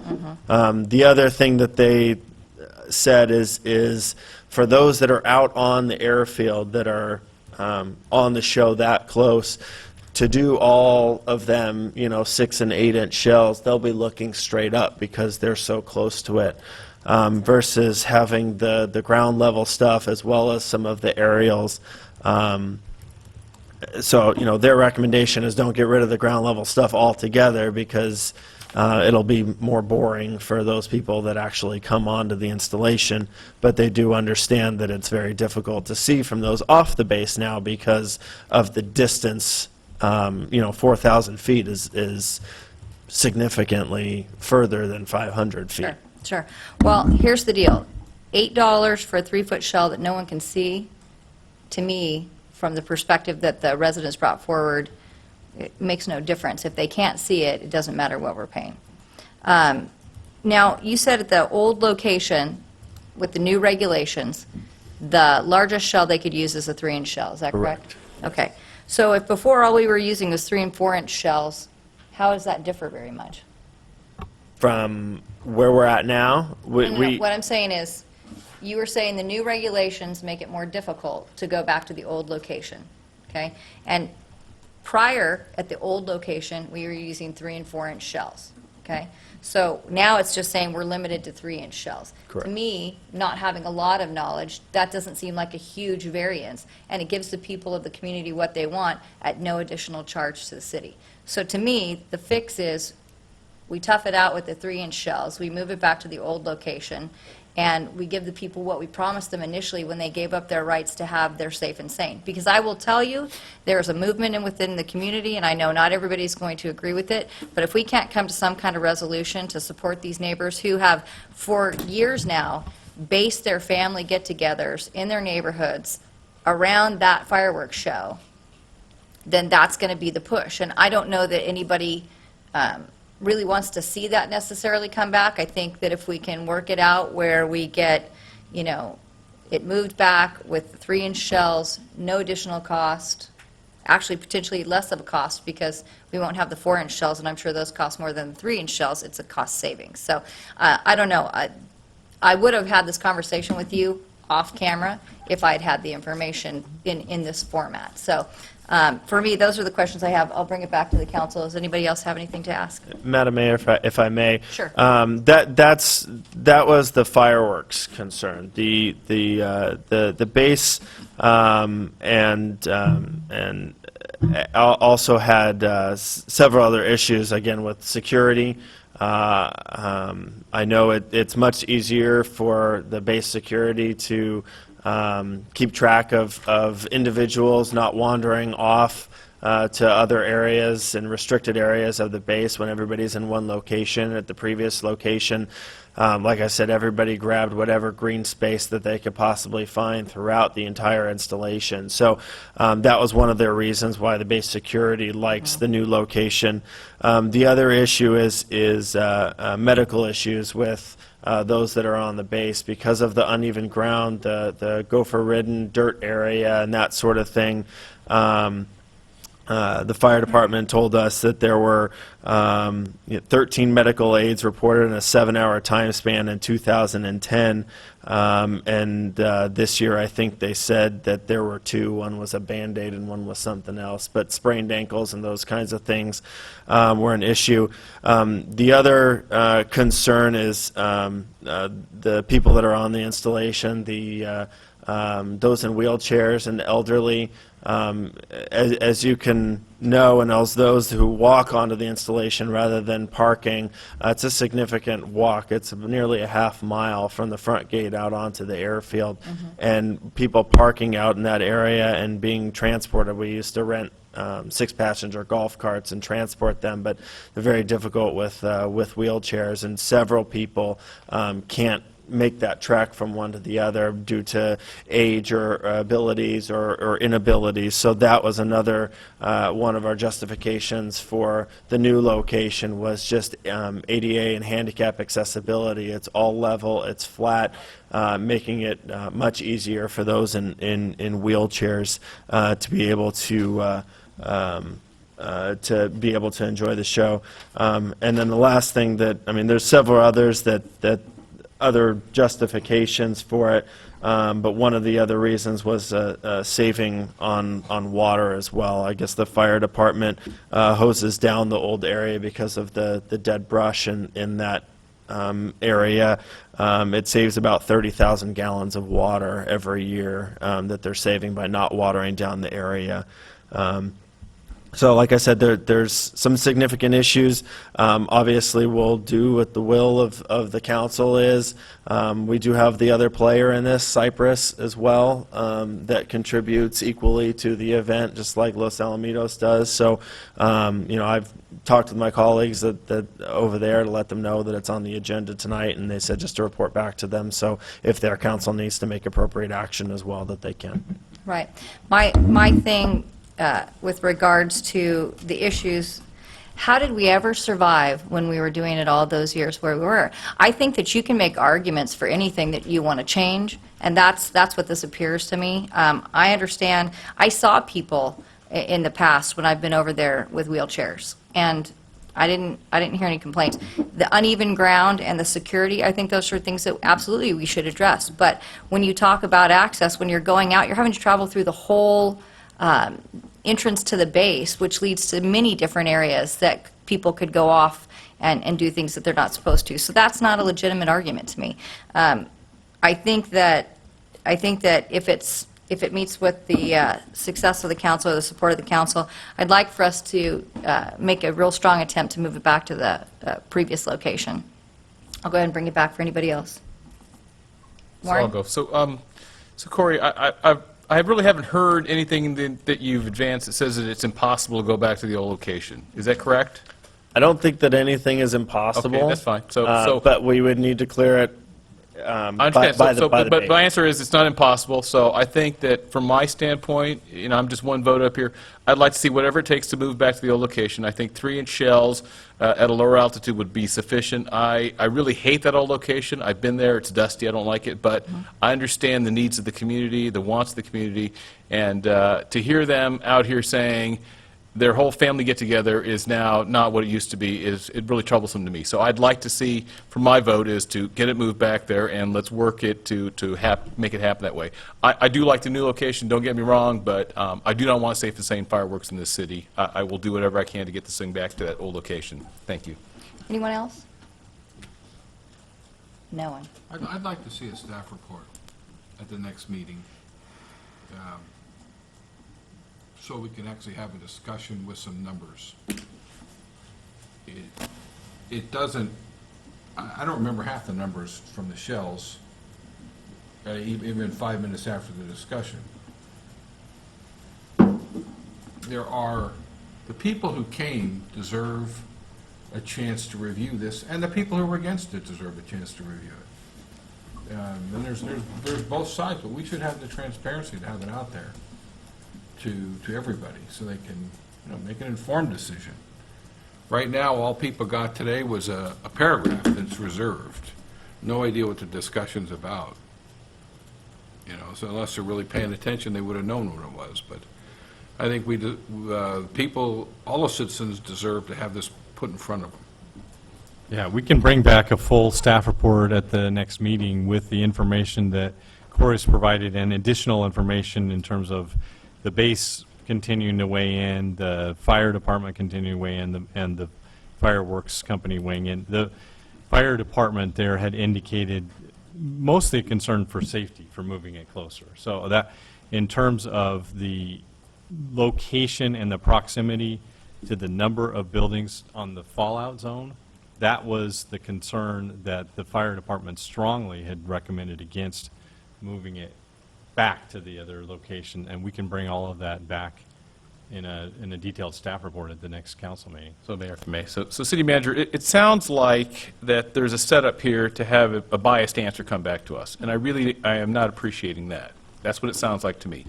So, and I understand what Mayor Pro Tem Murphy is asking for, and I'm going to go a little bit further. I'd say, what will it take? I'd like to see both the transparency of what it costs, but what will it take to move it back to the location, and really make that as much as like Councilmember Edgar said about the pool, and not to go and leverage anybody, but I think this is the needs of the community. Because if we can't do it, and it's going to be, I'll say, just impossible, let's call it impossible, and then we'll start the other measure, which is, do we have to introduce the safe and sane fireworks back in here to keep our citizens, the voters, the people that the stakeholders and taxpayers happy? And I tell you, I don't like safe and sane. I don't like that at all, but I think they deserve a fair shot at getting that. So I hear this all the reasons why we can't go back, but I want to say the answer, the real direction is, what will it take to get there, is my desire. And Well, we have no bias. Staff is just trying to provide the facts. We have no bias either way, but we will provide Again, a detailed report of all the what-ifs. like the mayor pointed out, for how many years this has been going on in that location with 3-inch and 4-inch shells with a fallout zone of 300 feet?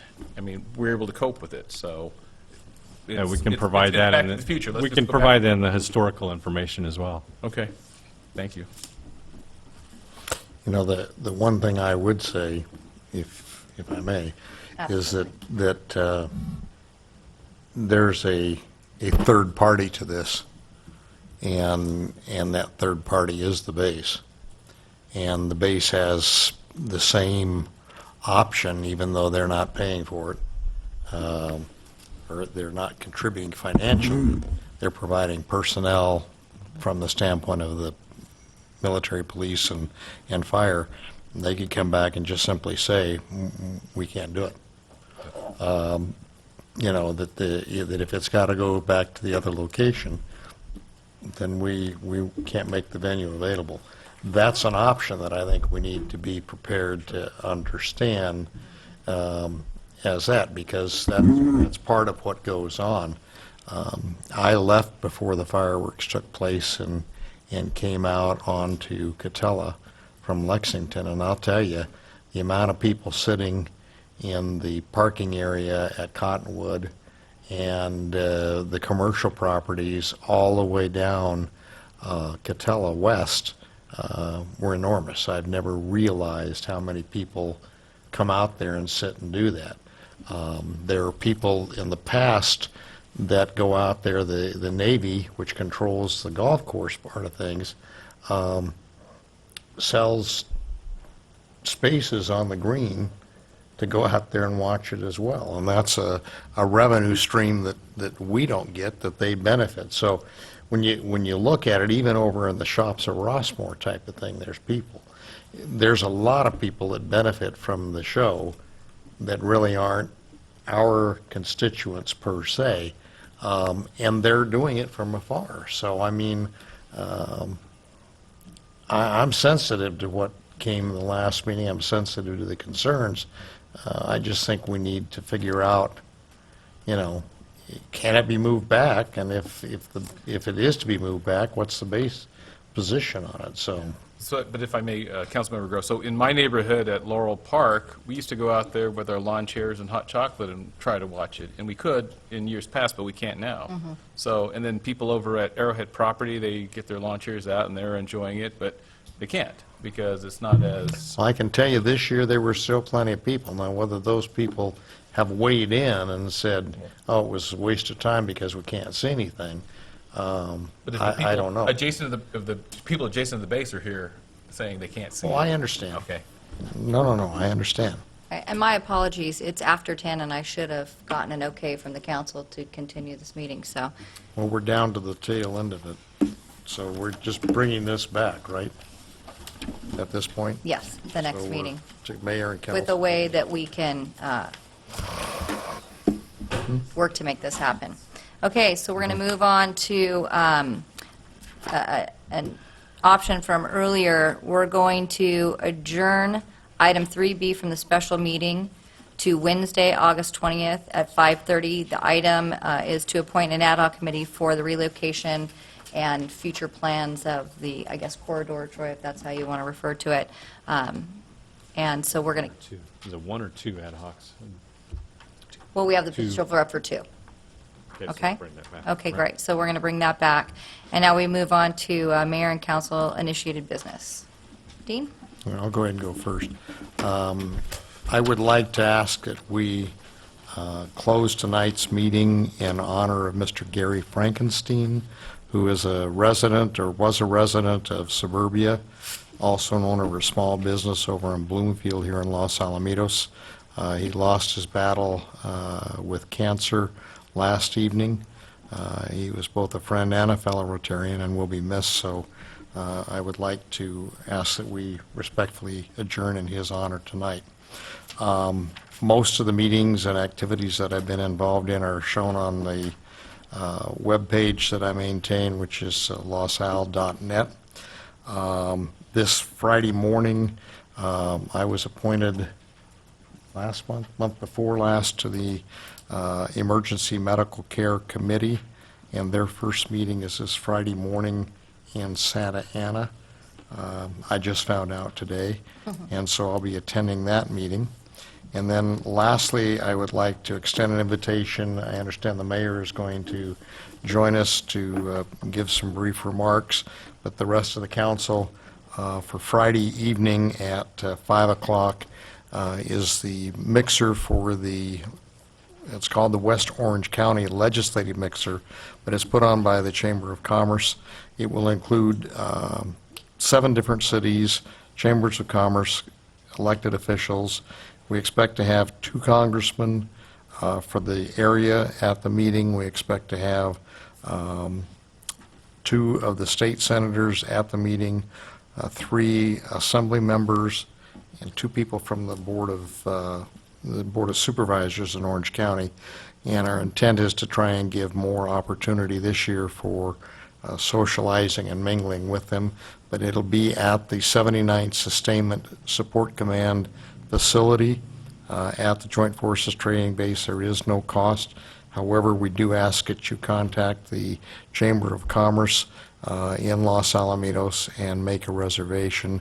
just so that we're aware of the numbers, because the size of the room is an issue from the standpoint of how many people can attend. And I think a number of you were there last year, so we welcome you all to come back. Great, thank you. Warren? Thank you, Mayor. So I attended the Los Alamitos Youth Baseball Bronco World Series, and that was a fun event. I actually went back for a couple of games, and they were pretty exciting. I went to the American Legion over here. There was a spaghetti fundraiser, and there's another fundraiser Saturday night. So if you want to go help out those folks over there, there's some things going on, and it was actually a fun event.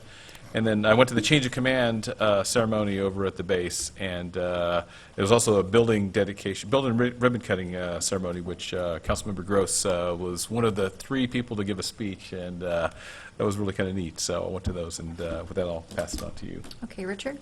Okay, I wanted to kind of talk about the people who make a difference in the city, and you know, one person can make a difference in this city. We had a lady today, Pat Jarnviles, who spoke. She got some tennis rules changed, you know, in the favor of the residents. It was one person who really she just didn't take no for an answer. She kept going for the fight. And next meeting, we're going to have Gina Rich here, whose daughter's suffering from cancer, who wants to have some yellow ribbons, and, you know, another person who is just taking it upon themselves to make a difference. I was also able to attend the change of command and the building dedication. Dean was actually part of the official party for the building dedication. I think, you know, kudos to you, and people recognize the great job you do over there, except they didn't give you don't know without any stars, but, you know, maybe we can get you some. And, Yeah, they you know, were all 2 stars. yeah. So. And a thank you to General Jones for all he did in the time he was here. I also got to go to the youth baseball, both the beginning and the championship game. Very exciting.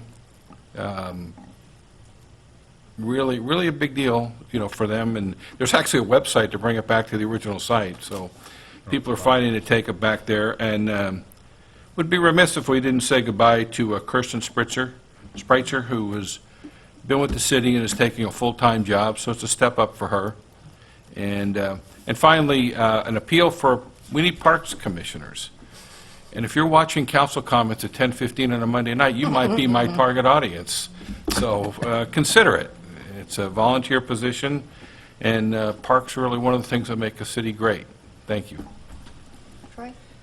Yeah, a couple events. I wanted to let everybody know in the community, August 23rd from 5 to 7 at St. Isidore, they have the Mariachi Divas coming to town. They're a pretty big group. They were out at Pachanga. It's a fundraiser for St. Isidore. And again, if anybody's interested, you can actually look on their website for stisidore.org and or call the city and they can hook you up. The Rivers and Mountains Conservancy and the park just would like to have an idea of the update just really quickly on we were able to petition to get the road or the bike route repaved, but daily being out there, I haven't really seen a lot of motion, but I did see a lot of graffiti out there, and so it seemed like it got tagged pretty hard. So I was just wondering if we could have a real quick update from the park.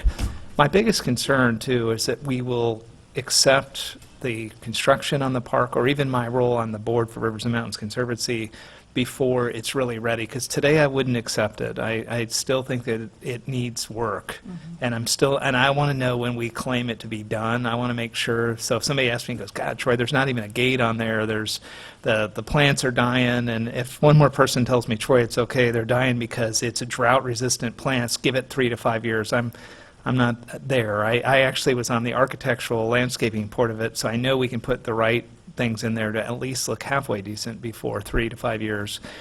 So really quickly, RMC, when's the park declared officially done? So I guess they would call that the certificate of occupancy or the completion of that?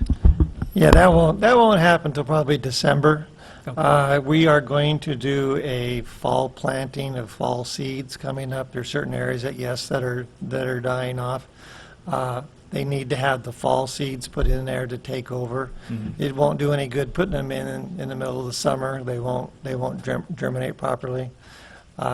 The watering is being governed right now by the designers of the project, and they're tied into a weather station, and they're monitoring that. And yes, they're growing slowly. Yes, the guys are out there weeding it constantly and working with that issue as far as the contractor goes. We're not relieving him of any duties until it's up to our standards, the designer standards and RMCs. And the contractor has been notified to remove the graffiti that was out there over the last Saturday night, I think, that showed up, or it was the Saturday before. The police department gave us photos of it, and we went out there and looked at it. So the big picture is there probably won't be until December before everything is up to speed enough where we will release them of what they have done. As we are still working with the County of LA on paving the bike path. The design of that is almost done. We're going through some legal discussions with them. They want us to, once we put it in, to take complete responsibility of the access road. I'm not wanting to commit the city to take care of that, thinking that they have their heavy equipment on it that wears it out, not bicycles. So I'm kind of going through a little bit of argument with them on that to try and not commit us to maintain this access road for the life of it after we assign the thing for it. So all those things are going on right now. Great. Can I just ask staff to, when the item is about ready to be accepted, that the council has it on their agenda in advance to whether we can have a potential tour set up for the council members to go out there. We don't need a ceremony, but I just would like us to know in advance when it's going to happen, and also just to help me on the Rivers and Mountains Conservancy by also kind of advocating for me, as I will too, to make sure they understand how focused the city is to make sure that the quality is where it needs to be before it's spot off. The Rivers and the Orange County Flood Control behind Old Dutch and by the church over there. I was just curious. A lot of people have asked, how's that going? It's basically the concreting of that area. Is that project on schedule? The project is on schedule. It's geared to be finished before the rainy season starts. October 15th is the official start of rainy season. They're paving the concrete out there in various stages. A lot of it's done already. We have not heard of very many complaints from residents. A few at the very beginning, but we got those kind of straightened out with the contractor. Anytime you remove someone's fence and put new fences back, we had just a few minor issues with those, but they took care of them within a day or two. Stephen, have you heard anything else on that? Typically, we get calls right away when there's issues. Is that project set up where we would have to approve the final acceptance of that work, or is that a county thing? It's all on county right away. And so really they have the final say, but what they do is they say, we're getting ready to accept it. Do we see any issues? They'll have a final meeting with them. We'll go see that and basically give our opinion that, yeah, we agree. But technically, we don't have to. They don't need it from us. Again, just if you wouldn't mind, when we get close to that, give the council a heads up so we could, if we were inclined, we can go take a tour and provide our input to you guys. I think a lot of us waited for a long time for that to be done, and obviously we don't want to slow it down, but would like to have input through you guys. Okay. The hospital parking structure, they're not making a big ceremony about that, but I don't know, Stephen or Brad, if you guys have an update on that. It's going to get ready to come into the mode where you actually have to pay to go and use that. There's also kind of a situation right now, if you really want to get as a community member and see really cool view, go to the top of that parking structure.